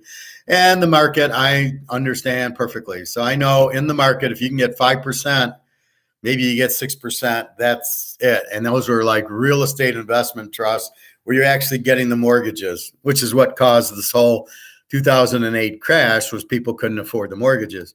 So with that said, he said, well, I'm getting 15% of my money. And in about 2 seconds, I said, that's impossible. The best you can do is 5%. Maybe you get 6. But if you're getting 15%, it's a scam. I didn't need to know anything about it. But my background in education said, if the market's giving 5%, that's all you're making. That's it. You can maybe make 6, but you can't make 15. It's impossible unless you're dealing with, maybe, because if you buy gold and silver and it goes up, then you can make that. Like, I'm expecting us to make 500% on our gold, because it's going to go from 2,000 to 50,000. That's what, 2,500%. That's what I'm expecting, but I can explain it. It's because the gold price has been suppressed. 1,800 is not right. It should be 50,000. That's a huge percentage. That's how we're going to make it. That is the explanation, and you should be comfortable with that. Going, yeah. Then you ask, well, why has gold been down? And I said, because it's been suppressed by JP Morgan, and apparently these BlackRock people, and apparently, these certain U.S. Wants the dollar to be the monopoly, and they don't want competition from gold or Bitcoin. Therefore, that's why it's low, is because the government's been depressing it. And then I get into supply demand with you. And I say the demand's here, the price is here, so the price is going to go up. That's why we're expecting this huge return. Plus, you get out $1. So even if it doesn't go all that way, you're not going to lose money in the dollars. Well, that's what this whole Madoff thing was. His was, well, we're going to make money, and we're making 10, 15% every year. And the SEC, fucking clueless, probably paid off, I assume. And everybody's paid off like a bunch of morons. So people are trusting, they're doing their research. No, they're not. They did the research. Is Madoff okay? They didn't do the research on what is he doing. And wait a minute. Do I know a finance person like the professor who can explain it to me, who can say this is impossible? Because I'm going to tell you, that's my background. And I don't know, let's say the bank's earning 4%. Maybe if you want to get into real estate trust, which are people that pay their mortgages, are the money, the banks sell it and market it, and then you buy it, and then you go, oh, I can make 8% because of the mortgages, right? People paying their mortgages. Well, but do you trust the people that are going to keep paying their mortgage with these higher interest rates in this recession that's hitting? So no, you can't trust it. So it's a bad investment. So really, you can only make maybe 4 or 5% unless you're in gold and silver. Then we're expecting it, but we're just waiting for it. If they don't say gold and silver and they say you're going to make the money in the stock market or whatever the fuck this guy is saying, how he's doing it, run. It's a scam. You're going to lose your ass. So this one guy lost a fucking $1 million. It's my life savings. I had this business. I sold it. I had $1 million, and I trusted Madoff with the $1 million. Well, right there, it ain't his fault. It's yours. What the fuck are you giving him $1 million for? Have you met the guy? Do you know him? Does he do videos like Teaser King and say, this is what we're doing? Why? I'm giving you 15 reasons why we took Seattle, and why we took Buffalo, and why we took tonight's game, why we're going over. I give you the explanations, and then you go and determine what you want to bet on it. And I'm right a lot more than I'm wrong. So I'm giving you the facts. You're watching, and you can decide yourself. And if you bet $1 million on the over tonight, good luck to you. You have a very strong chance of winning it.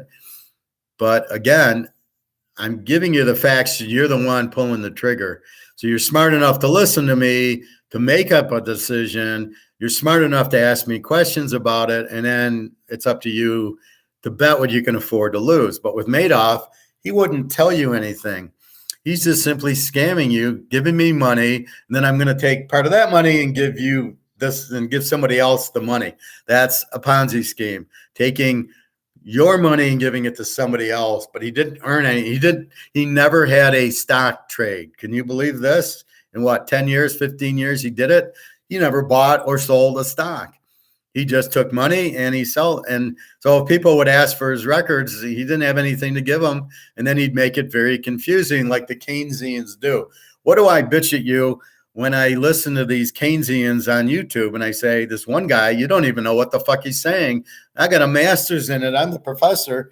I know everything about it. And yet this guy talks, I don't know what the hell he's saying. So I did find this Reichert guy who's the attorney. Don't listen to him. I caught him calling himself a monetarist. A monetarist is a Keynesian.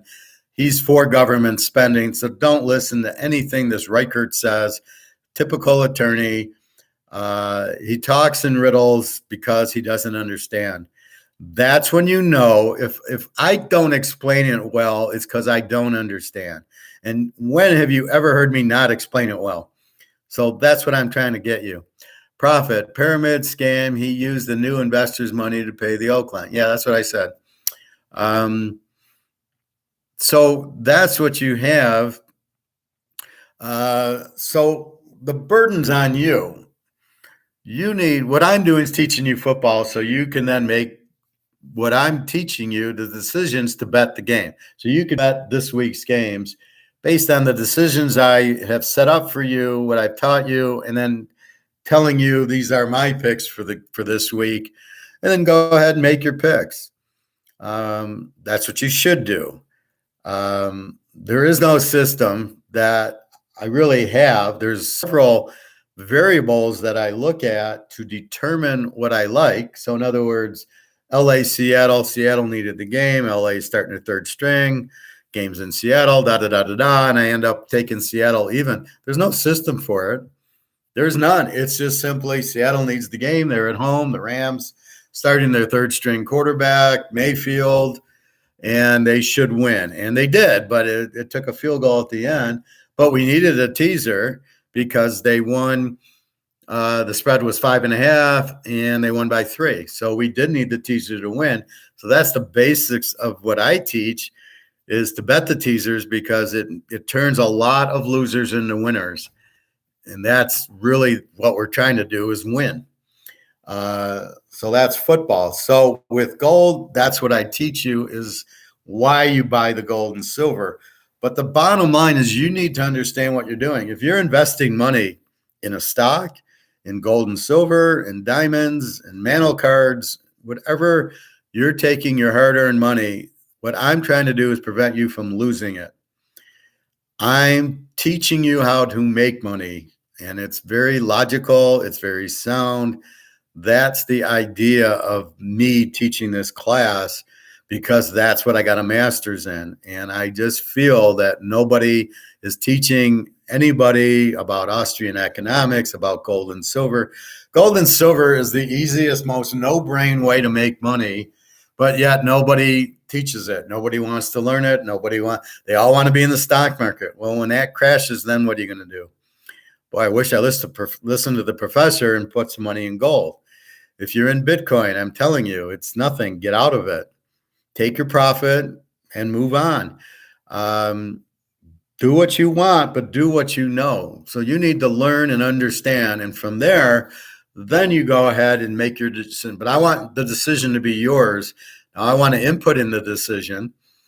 Buy the gold because it's going to go up, because the fiat currency is going to go down. So that's a pretty good idea of why you need to buy it. Then you make your own decision. And you want to buy silver because it's $25. All I can guarantee is it's not going to be 25 for much longer, and it'll be 2,000 an ounce or 1,000 an ounce. But if you're in paper, it's going to zero like everything else.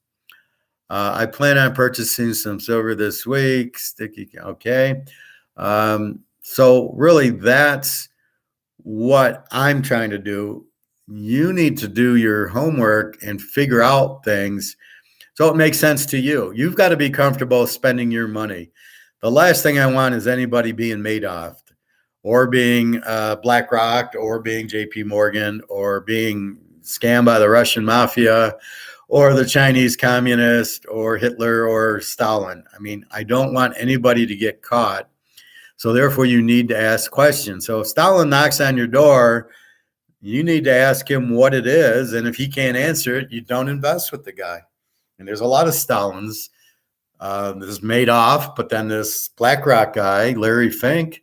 If Larry Fink comes knocking at your door, hey, why don't you get into BlackRock? Tell him to go fuck himself, because it's not legit and you're going to lose your ass in it. So that's the point. You don't want to make a bad investment. How do you not? You have to understand the investment and learn what it is, and then think about it. If I can make 5% and you're offering me 15, is your name Don Corleone? Because are we selling liquor or olive oil? Otherwise, how the fuck are you making 15%? And if you can't give me that answer, I'm not giving you a penny. And that's what should have happened. And when he would get pressed, he'd say, well, if you want, you can pull your money out. You can't put it back in. And then he'd start yelling, red flag. Who yells? Do I yell? Have I ever yelled at anybody for asking me a question? Or do I answer every question with good detail so you, at your level, so you understand it, right? This is a person that understands what he's doing, is when I explain it this way. If I can't explain it, it means I don't know. If I start yelling, it means I don't know. Now, I might yell about the Lions going for it at 4th and 2 with a minute left in the game at the 10-yard line when they should be kicking a field goal, or Green Bay at their 4th and 2 at their own 28 going for it. I might yell about that, but that's just simply being an analyst, being a coach, watching football since I was 5 years old, going, it's the stupidest play. These guys should get fired. You should fire the Giants coach for not starting Sims and not giving Philadelphia a game. They could have do you realize they could have beat Philadelphia if they tried, and then Philly wouldn't be the 1 seed? You blew your opportunity to knock them out of the 1 seed. Are you fucking insane, or are you on the fix? Are you paid off? Was the Giant coach paid by Philadelphia to not start Sims? Possibly, the way the league's fixed. Did the league say you got to start Sims so Philly can be the 1 seed so we get better ratings? Is that what's happening? Probably. I wouldn't put that past them. But if I'm the owner of the Giants, this morning the coach is fired, as well as the general manager, for not trying to win. That's just appalling, to not try to win. Gold and silver have always been good investments. Gold and silver are not investments. Just heard Aaron turnover machine Rodgers maybe. Well, yeah, they said that yesterday, that this was probably his last game in Green Bay. Gold and silver are not investments, they're money. The only reason we're buying gold and silver now has been repressed. So, as I said, demand is through the roof. And I've told you, Russia with 15,000 ounces, China with 35,000 ounces. That's 35 times 32,000 ounces. 35,000 times 32,000 ounces. That's how much China has. India's right behind them. South America, Saudi Arabia, all these countries are huge into having a lot of gold. They want the price to go up. But it is not an investment. I don't know, maybe, I'm not sure Mickey Mantle cards are an investment. I guess stocks are an investment.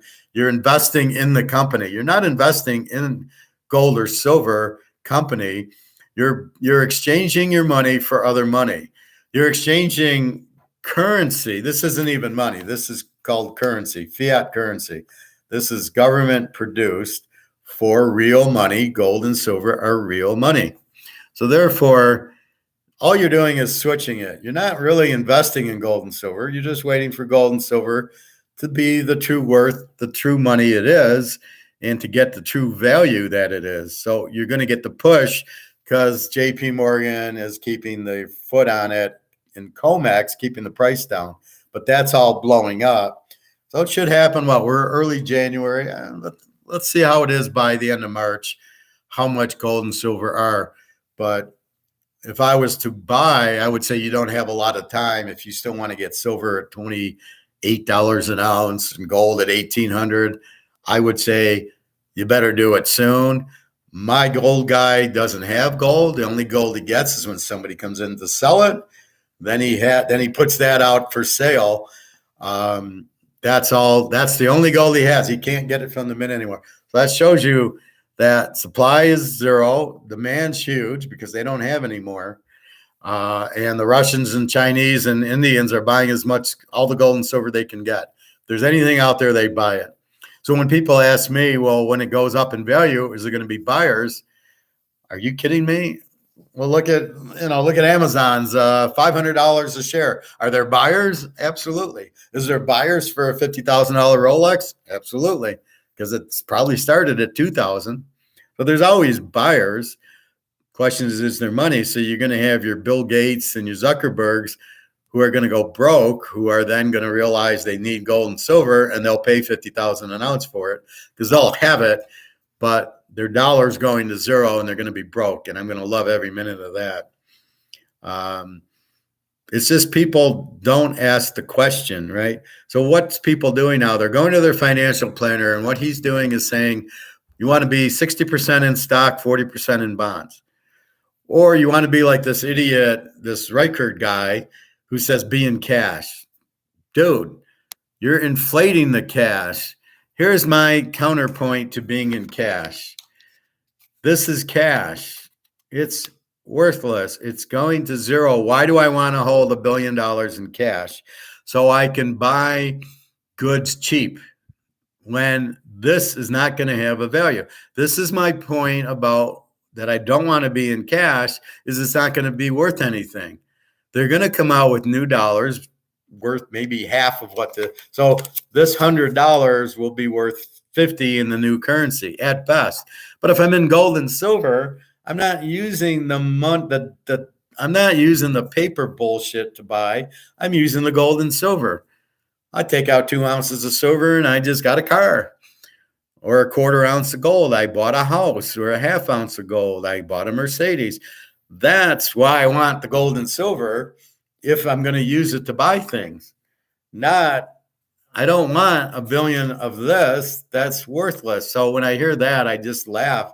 Buffett's going to be broke. This Reichert guy is going to be broke because they're all trying to hold money thinking, I'll hold money. And when the prices drop, I'll use the money, but they're not understanding, since they're not Austrian economists and they're Keynesians, they think they'll just keep printing money and it won't lose value. That's the key. The Keynesians think they'll print. Keynesians are socialists. They want the government to run the market, not us. We want us to run the market. It's the most efficient way. We spend our own money better than the government. So the Keynesians believe we'll just keep printing and we won't lose value. We Austrians say the more you print, the less it's worth. Therefore, if you keep printing, it's going to lose more and more value. Most people don't get that because they're not Austrians. They're Keynesians. Keynesians believe we'll just keep printing. It won't matter. It'll never lose value. Well, look at the whole fucking world is printing and printing and printing, and they're all losing value. And then with the U.S. raising rates, it's bankrupting the whole world. So they'll have to come out with a new currency. Hopefully in the BRICS, they'll come out with the currency. That's where they're headed, by gold. And then the U.S. currency will be worthless and gold and silver go through the moon. And that's where we're headed. It's just the timing thing. I can't say tomorrow or next week, but I can say soon that's going to happen. And that's really the key of why we want to buy gold and silver. Plus, if we keep our money in the paper, it's going to zero. We're losing a lot. We're losing a lot of value. And the proof is $35 an ounce of gold in 71. It's $1,900 an ounce of gold today. That's the value of the money dropping. I don't have to prove anything else to you. If you understand that concept, or you understand that Oreo cookies are now $5 because the value of the dollar dropped, it takes $5 to buy your little box of Oreos. That's the other proof. But that's why the prices, I went to the grocery store this weekend, they were all up. My fucking red and yellow peppers are now $1.99 for something that used to be $1.39. peppers. Now, a lot of that is in the transportation. Now, when you listen to BlackRock and Larry Fink, he thinks prices are inflation. That shows you how stupid this guy is, right? Prices are not inflation. If he raises prices on diesel, he thinks that's inflation. It's not inflation. It just raises prices. Inflation is fucking the money supply, not in raising prices. So that's the first key to it. That's what inflation is. I printed the money to zero, and now it takes more money to buy. So it looks like prices went up, but really it just takes more money to buy it. That's it. That's it in a nutshell, not this bullshit of, well, if prices go up, that's inflation. That is not inflation. It's not even close. That's not the definition, and that's not what it is. So if you cut supply on gas, then of course the price goes up. That's supply and demand. That's prices. That has nothing to do with inflation. That's economics. That's the difference. So we are exchanging fake money for real money. Well, no, we're exchanging paper government currency for real money. That's what you're doing. Rogers isn't walking away from that money. Everyone knows he's a little drama queen. Okay. I bought a head of lettuce for $3.99. Crazy. Yeah, that's the inflation. And it's not that the lettuce went up in value. It's the dollar is losing value. So if you need to understand inflation, the reason for the price increase is the dollar's losing value. That's all you need to know. And then the question is, why isn't gold and silver going through the roof? If fucking lettuce and Oreos and Cheerios are going up in price, why isn't gold? Gold's an asset. Gold, it takes more money to buy the gold. So the question is, why isn't gold $20,000 an ounce now? If celery's $3.99 an ounce, or lettuce is $3.99 an ounce, and that's my foundation of it's got to go up because everything else is going up. Gold and silver are assets. It takes more money to buy them. They have to go up. That's how phony what JP Morgan and BlackRock are doing is because it makes no sense. Clearly there's inflation. You just said it. Lettuce $3.99 a head means the money's losing value. And if the money's losing value, it's got to lose. It loses value everywhere. It doesn't just lose it, but it doesn't lose it in gold and silver.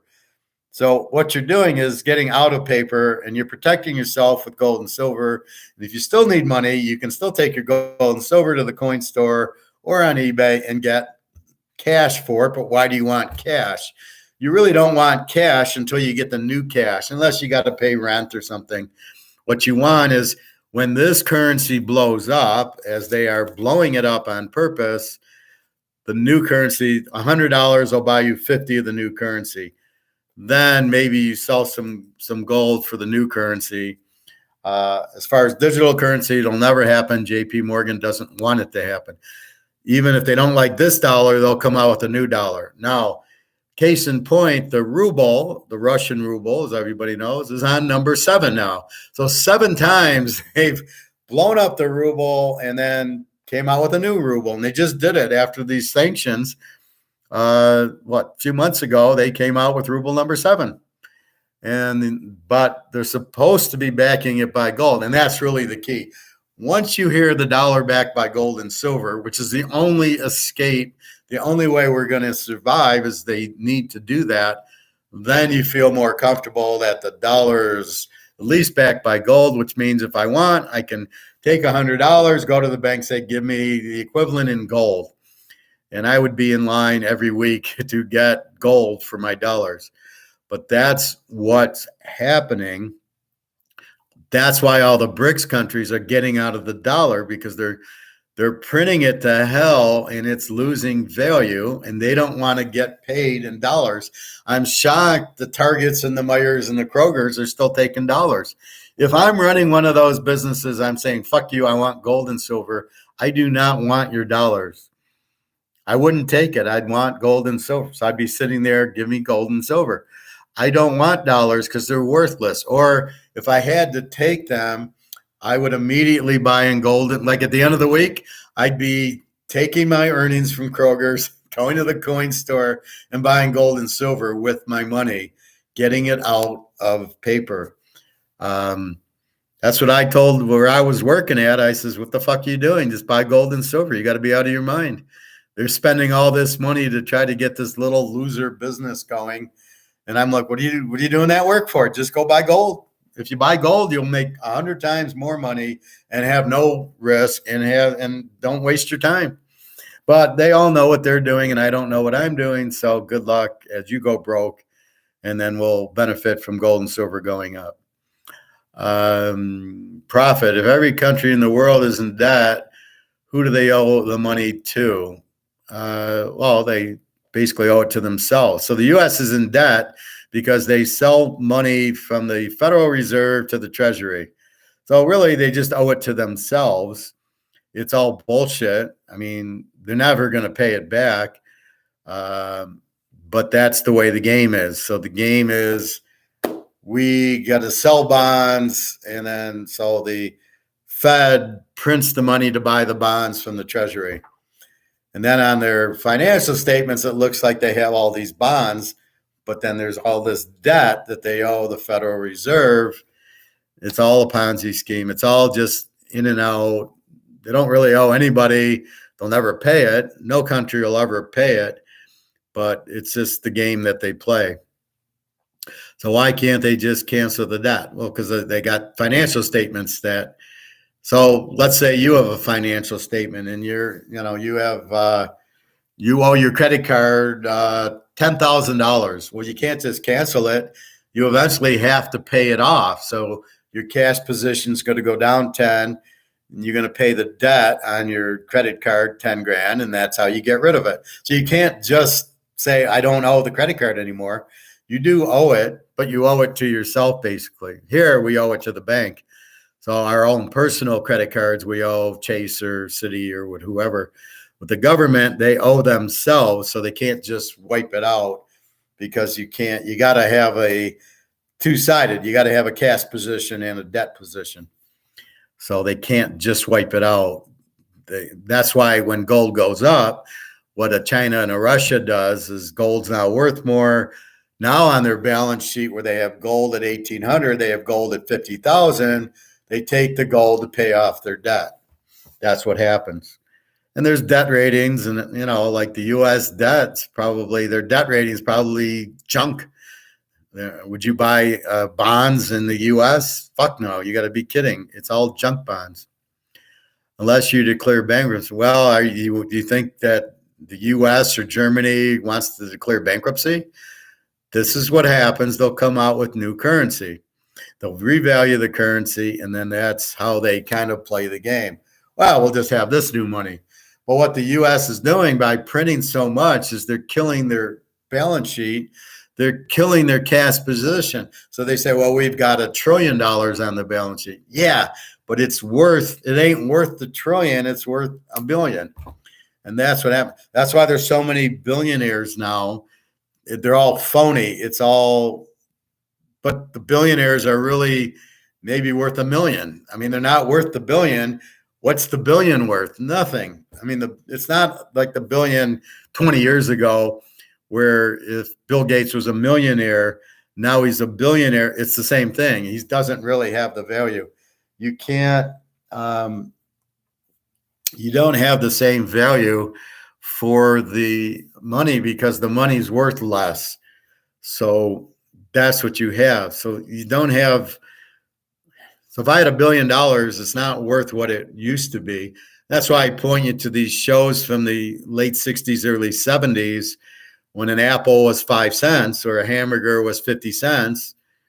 And you'll hear that a lot, like Star Wars, they grossed $1 million. But in today's day, that would be worth $1 billion.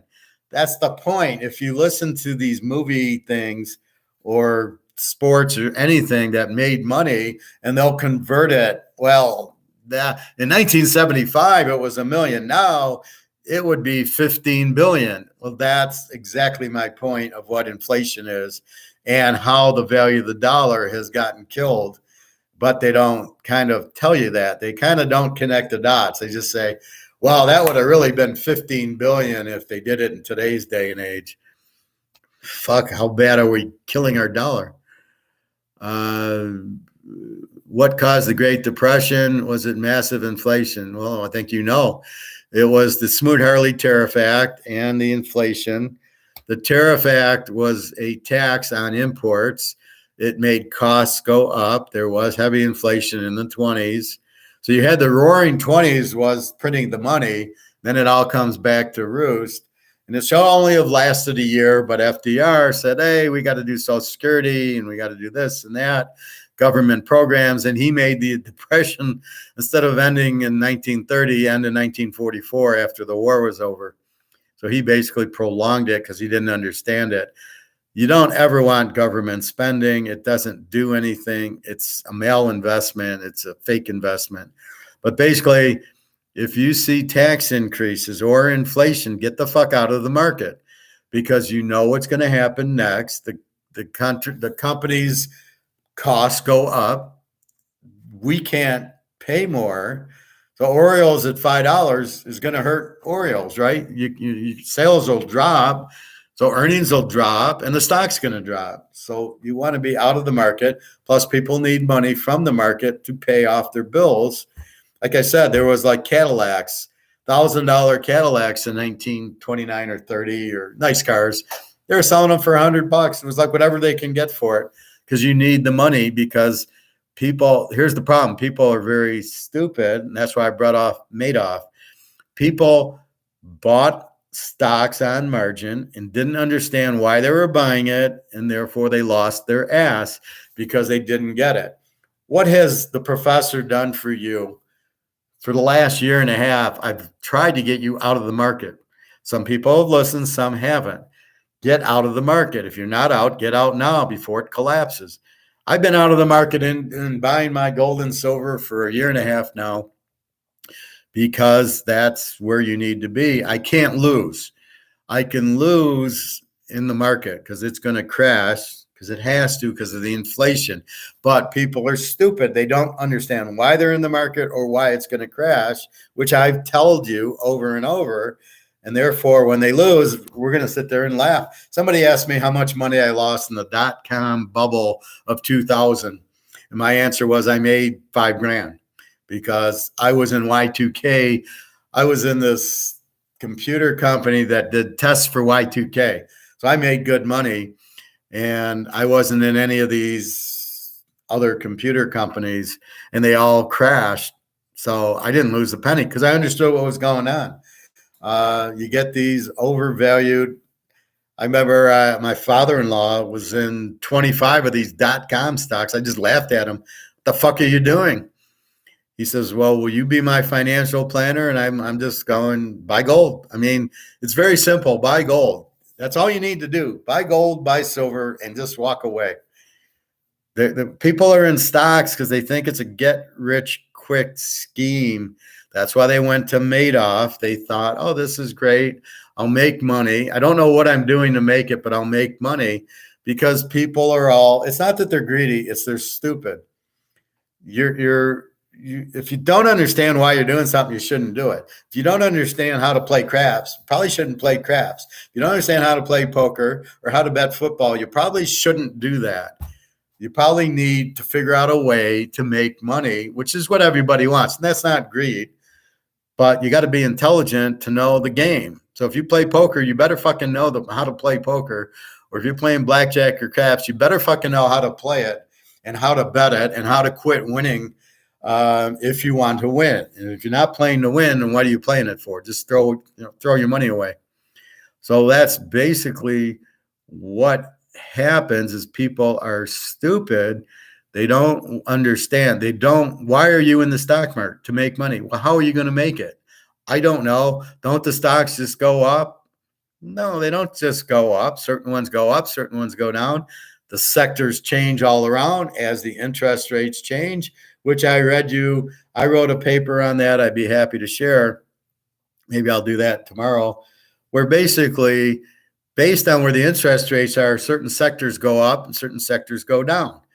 That's what happens.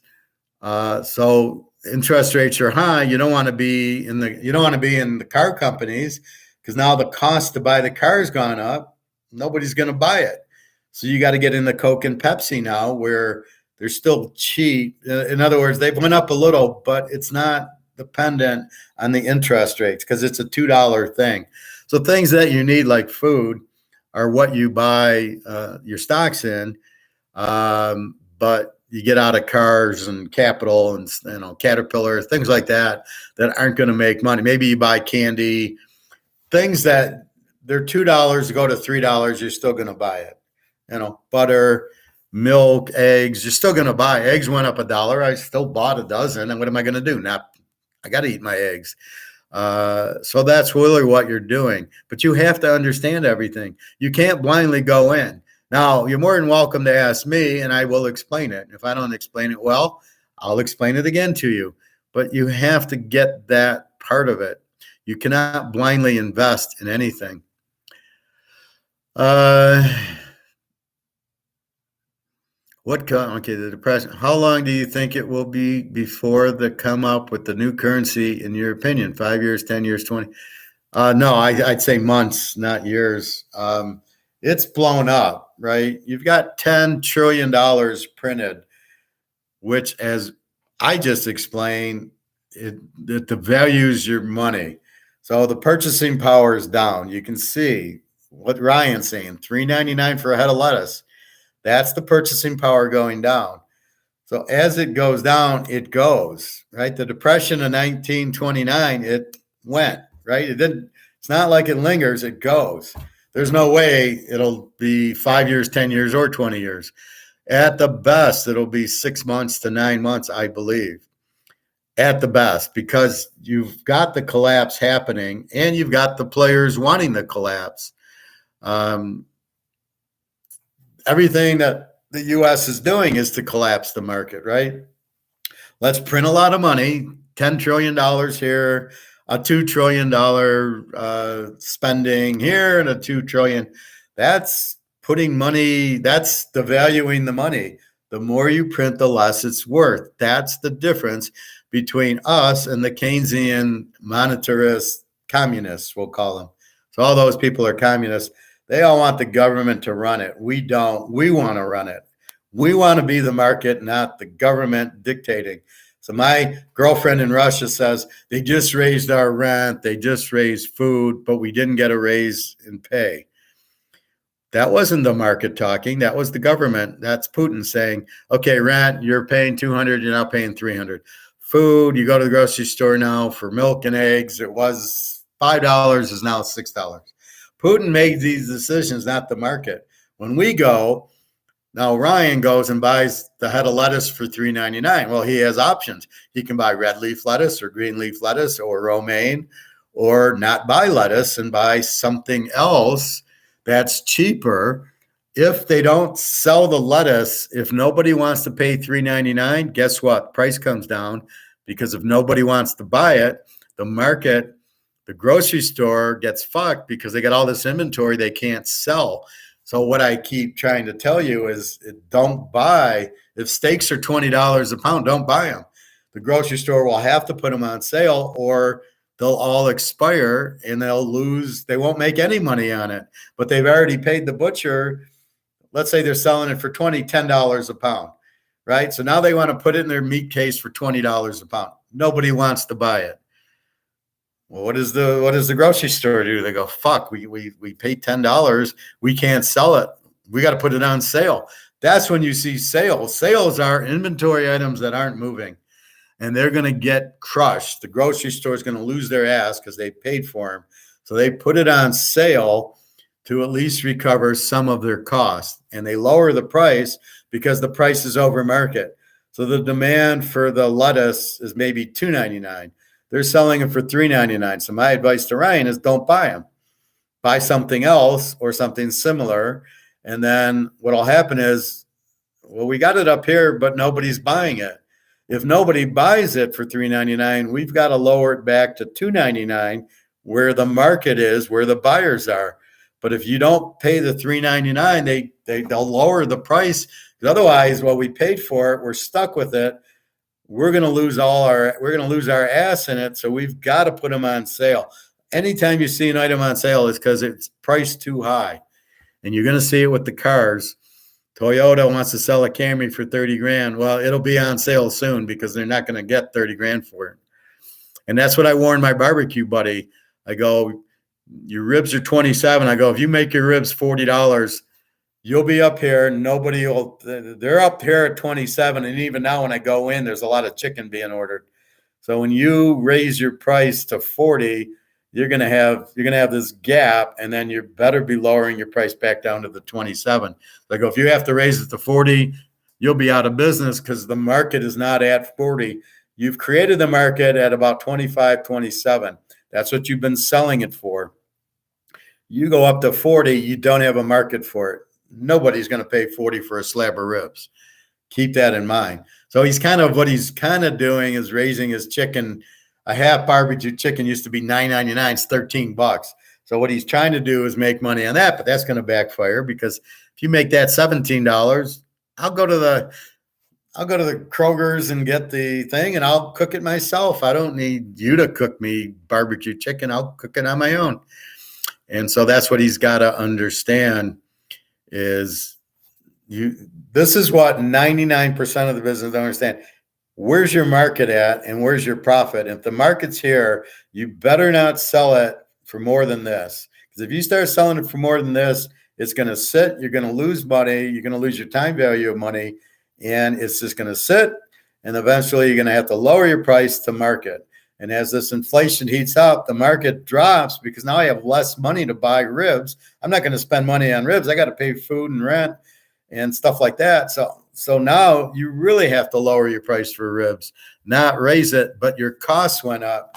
So you're fucked. And that's why you're going out of business because you can't market $20, but that's what the customer is going to drop because he has less money. So here I'm trying to sell it for 29 because it cost me more, but I need to sell it for 40, but I can't even sell it for 29 and it's going down. So what happens is this guy has to go out of business because he can't buy it. He's got to pay 25, but he can't sell it. And that's when you get out of the business is when you can't get your 20% return. If you ain't making 20%, you're not in business. If you are, you're an idiot. And again, my whole analogy is fuck it, sell the business and buy gold and silver with it. I know that's a no-brainer. That's going to make money. What do I want to be in a business for? So that's my answer to most things. Ryan, I like Jesse Ventura's ideas, which many others have as well. Get rid of income tax and have a national sales tax. The IRS should be used to keep an eye on the government and business, not the people. There should never have been. Let's go one further. There shouldn't be a central bank. There shouldn't be income tax. Income tax came in 1913 when the central banks came in. It's a way of enslaving the people. You're taking their money. Why are you taking their money? This is not income. If I go work as a finance person at a company, I'm not making income. You're just paying me. It's a barter, right? You're paying me to do the work. It's not income. There's no such thing as income. So therefore, why am I paying tax? Because you're hiring me for my skill set, right? So if you hire me to be your football handicapper and you give me $100 for the week, that's not income. You're paying me for my expertise. That's not income. There's no such thing really as income. It's just simply you can give me $100 or you can give me 4 ounces of silver or you could give me 100 avocados. You just choose money, fiat currency, and then that gets into a column and then they tax it. But it's really not income. It's barter because I need your skill set. So I'm giving you money. I'm giving you something for your skill set because I want you to work for me. That's really what it is. So with that said, there is no income tax. So should there be a sales tax? I don't think there should be any tax. I think taxes are just detrimental. You don't need it. You don't need a big government. You certainly don't need to tax people. Let them keep their money. They'll go in the economy and they'll buy and sell goods and services. And that's what happens. We don't need a big government. We just keep the laws right, keep the money right, have a small army to protect us. That's it. That's not very expensive. We don't need all this Social Security and HUD and all this other crap. Prophet, what do you think about the Act of 1871? It's essentially the U.S. into a corporate. I have no idea what you're talking about. The U.S. into a corporation. The U.S. is a country, not a corporation. So I don't know, Prophet. I don't get into Acts of 1871 or Acts of 2071. So that's what you've got to know what you're doing. As far as getting greedy, the only thing that hurts you greedy is if you make $1,000 on football to not quit a winner, right? Don't go lose it. That's not greedy. That's stupid. So if I win 1,000 and then lose 1,200 and I lose 200 for the week, I'm an idiot. Was I greedy? No, I was stupid. The correct way is to bet 500 of the 1,000. And then with the 500, now I won 500. And I do that. I always try to quit a winner. So when I play poker, if I get up 300, I'll put 100 away, and the worst I'm going to do is win 200. And people have a hard concept with that, going, I don't get quitting a winner. Well, it means I didn't lose. And the more I win and the more times I didn't lose, it adds up. So people just don't get that concept, and you just sit there and roll your eyes at them going, well, you're a fucking idiot.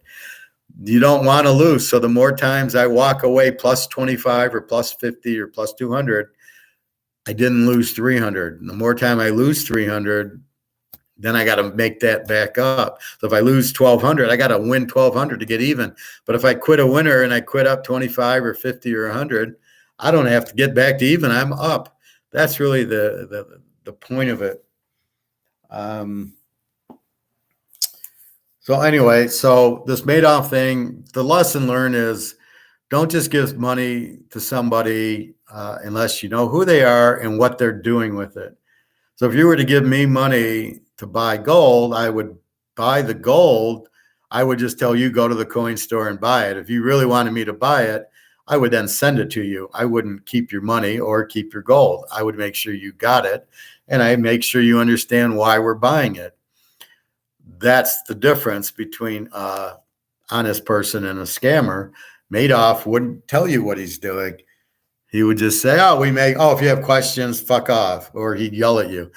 Anytime you see a guy get upset over asking him a question, run. He doesn't know what he's doing. He's trying to intimidate you, and you don't want to deal with people like that. So you get that every once in a while at work where the guy yells at you, and you walk away laughing, going, oh, you're an idiot, I guess. Okay, now I know you're an idiot. You've just explained everything to me by your actions. So as far as timing, when the dollar collapses and when gold goes up, it's going to happen. Probably sooner than later, probably very soon. Keep your eye on the BRICS countries. That's really the trigger. So they're going to want gold to go up because they have all the gold. And if I have all the gold, I want to go up. So that's what I'm going to do. So keep your eye on what's going on in BRICS, mostly Russia and China. Saudi Arabia is selling oil for gold now and taking yuan. The U.S. is no longer the lead currency, even though they might think it, even though they might tell you that. That's not what's happening. So once the dollar loses value and more or less people lose interest in the dollar going, it's just fucking paper. So I'm Russia. What do I want? This is like they call it a candy wrapper. That's all this is. This is like a Snickers wrapper. This is worthless. So the more people that understand that, that's when the light comes on.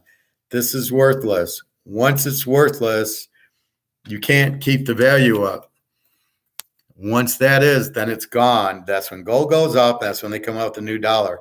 And that's very, very close because we know it's worthless and the Russians and Chinese know it's worthless. How long do you think it's going to stay? As much as JP Morgan and the BlackRock people and all these Madoffs want it to be value, you can't just wish it to be value. And if you keep printing it at trillions of dollars it doesn't hold water. You can't hope it has value. It's like missing a field goal. Well, I hope it's good. Well, no, it missed. Well, but I hope we'll win. You missed the kick. Reality is what reality is. You print the dollar, it becomes worthless. They're printing the dollars, it's becoming worthless. There's nothing you can do about it. It doesn't matter if you're Keynesian, a monetarist, or Austrian. It's happening, and therefore, because it's being printed to death, the value is dropping.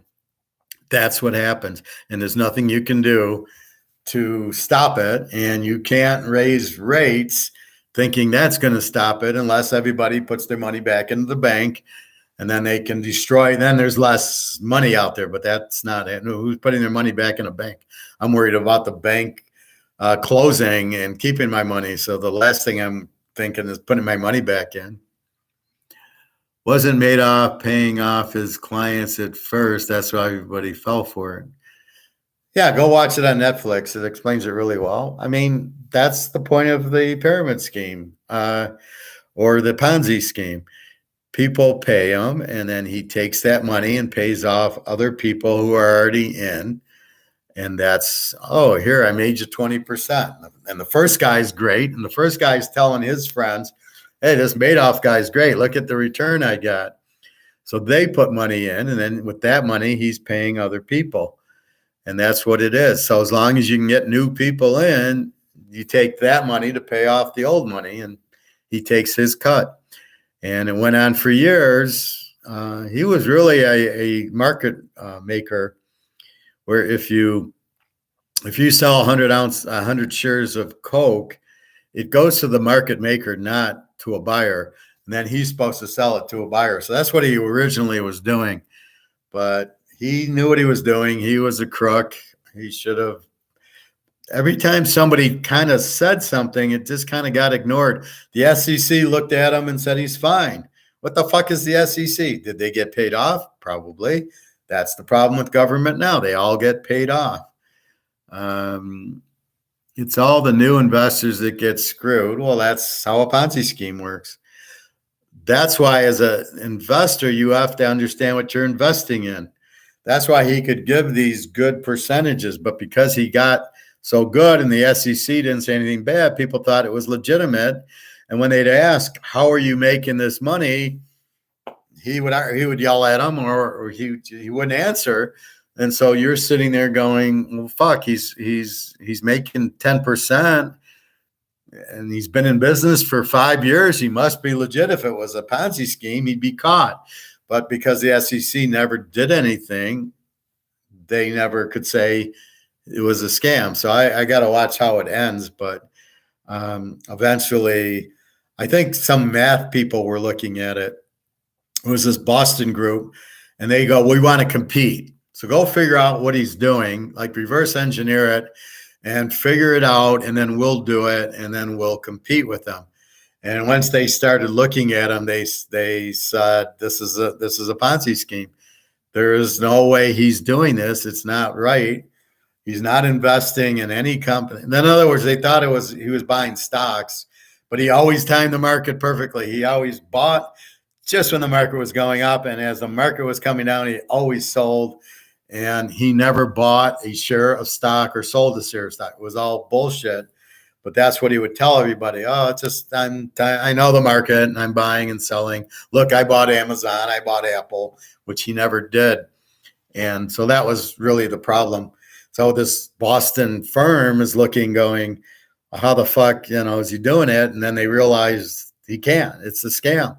He's not really doing it. It's a Ponzi scheme. And then I think that's where the whistle gets blown. But that's where I'm at now. But anyway, it shows how stupid people are. And it shows that people want to make money, but don't want to do the work to figure out how are they making money. And if somebody would come to me saying, well, this guy is giving me 15%, but the market's 5%, I would tell him to run, like I told my brother-in-law, run and run fast. This is a millionaire doctor, and he's telling me what he's doing, and I said, run. There's no way if the market's 5% that you can make 10%. And he tried to tell me, well, they're doing shopping centers and it's the lease. And I said, run. It's not possible. It sounds like mafia or something. It doesn't make sense. Um, I'm sure my brother-in-law lost his shit because if he invested in it, he obviously got caught and he obviously lost money. I think it was Madoff that he was involved with. And I just laughed. It took me about 30 seconds to go, you don't want to be in it. It's not legit. It's impossible. If the best you can do is 5% to make 15, that's not possible. If it's too good to be true, it is. And it's like the beautiful girl comes up to you and she wants to date you, and you're like, what do you want with me? And then you find out she's scamming you and stealing your money or whatever it is. It's not on the up and up. When a beautiful girl comes to you who you don't know and just starts talking to you, and then it's a scam, right? There's something going on here. It doesn't make sense, and that's when you run. So anyway, that's what it reminds me of. So whenever things too good to be true, it is too good to be true, and you must be very, very careful, especially investing. Do not invest if you don't know what it is you're investing in. Even now, I would not invest in the stock market or the bond market because the dollar's collapsing. That's what inflation is. Inflation is fucking the dollar up. It hurts the value, the purchasing power of the dollar. That's all it does, not the prices. That's something separate. So because the purchasing power, because the lettuce is $3.95, $3.99 for a head, that's telling you so there's ways of understanding that's the inflation. The dollar has gone down so much it takes $3.99. Now, part of that cost is probably the trucking of the the diesel cost going up. Now, why is the diesel cost going up? Is that the inflation, or is that the supply of diesel going down? And that, so that's why prices aren't inflation. That's just simply, okay, they're holding the supply of diesel, making the diesel more expensive. They got to raise the price of the lettuce because it's using the truck to come here.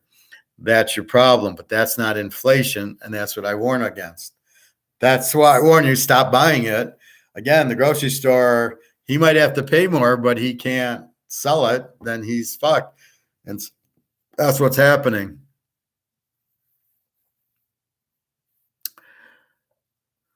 The guy wasn't even an insider trader. Madoff also made it impossible for clients to withdraw their money. That's not true.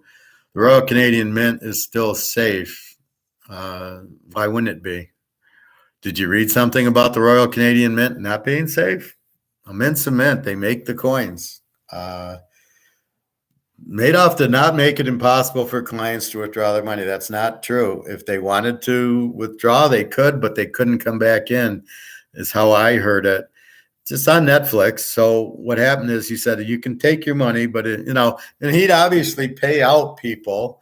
They wouldn't, or I guess, or else he just showed them their account. Well, you gave me 10,000. Now you got 12,000 in your account, and maybe nobody took their money. I don't know.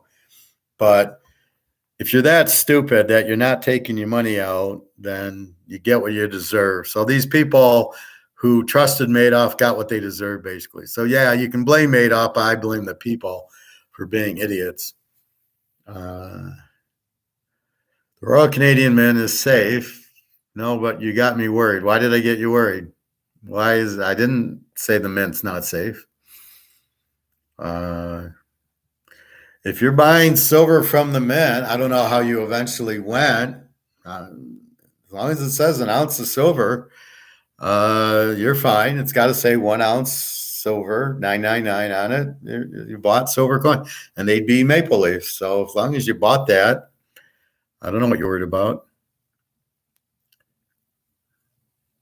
Yeah, there's nothing. The mints are fine. What does the mint have to do with Madoff or the Keynesians? The Keynesians are printing money, but they're printing paper, not silver. Silver is always the value. That's the asset. So, You got nothing to worry about buying silver. I would have looked for the coin store, and I'd rather drive to a coin store, give them money, get my silver or gold that way, and leave with the gold or silver in my hand and go home and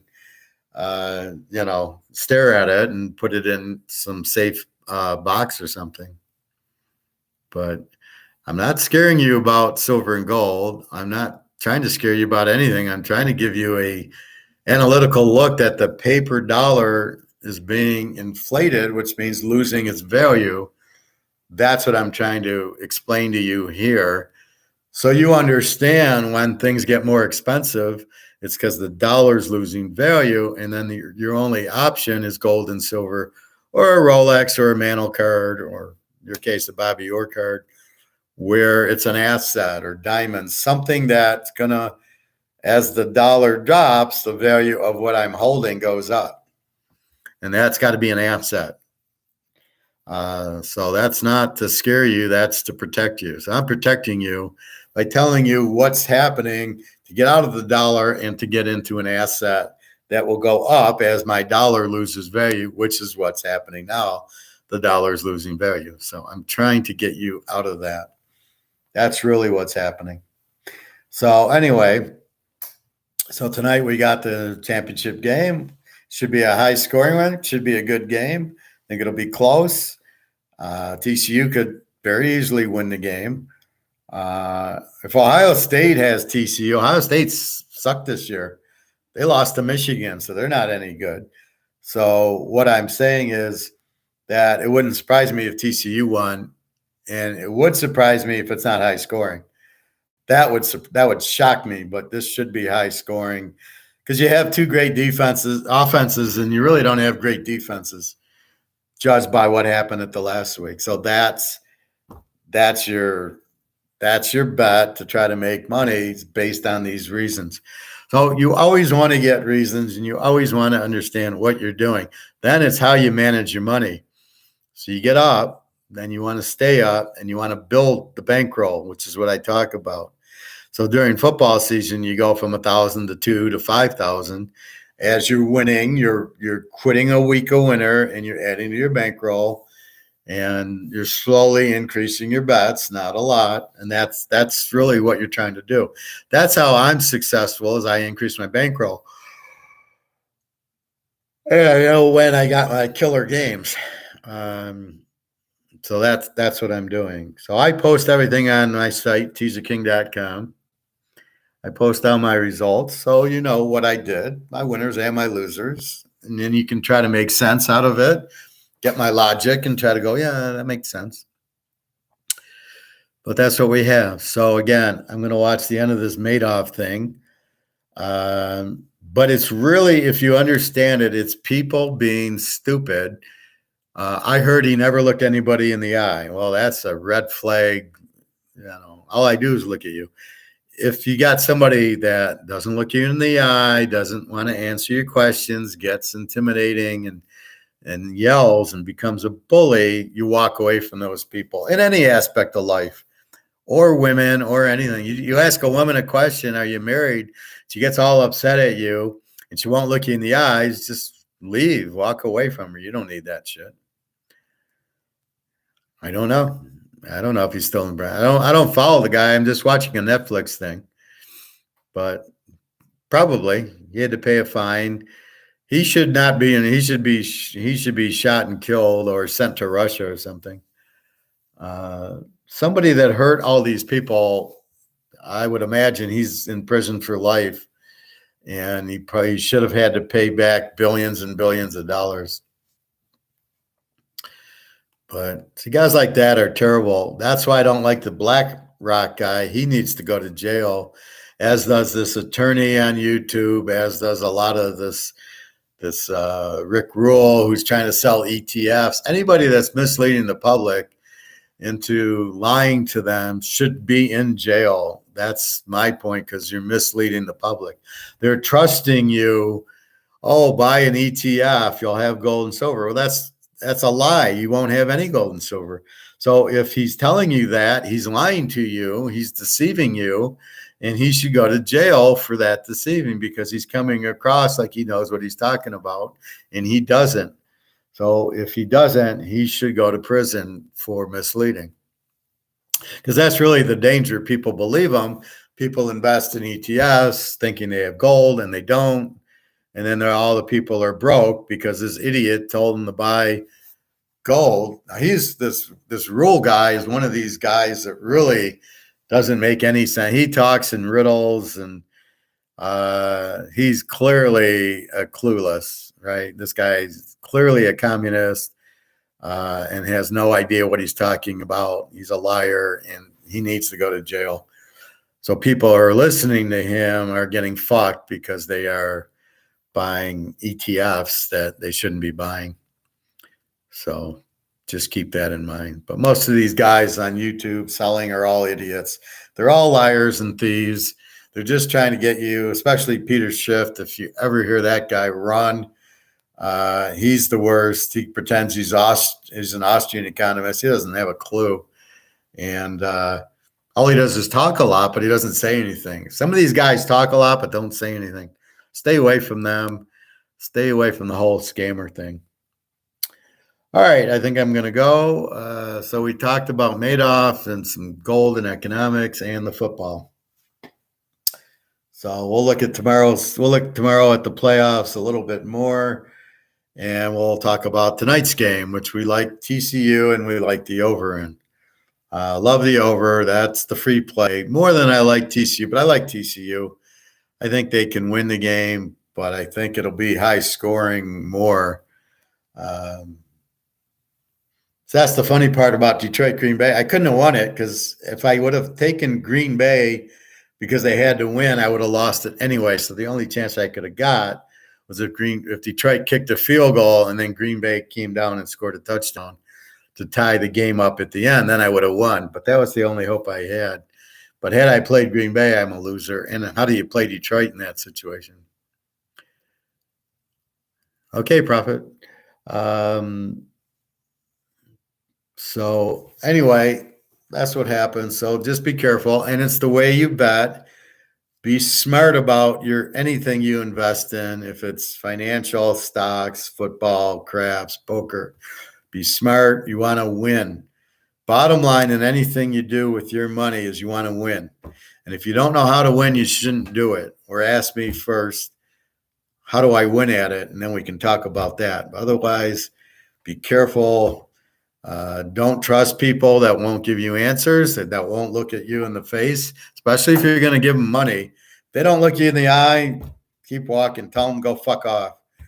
Because that's all they are. They're a bunch of scammers trying to take advantage that you don't know, right? Oh, he doesn't know anything, so I'm going to sell him the ocean in Detroit, and then he doesn't know, and then he gets screwed. So that's what you got to be careful of.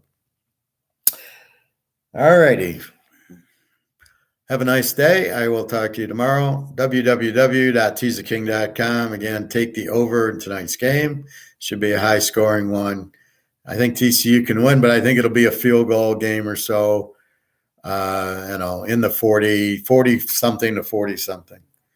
All right. Have a nice day. Take care. Bye-bye.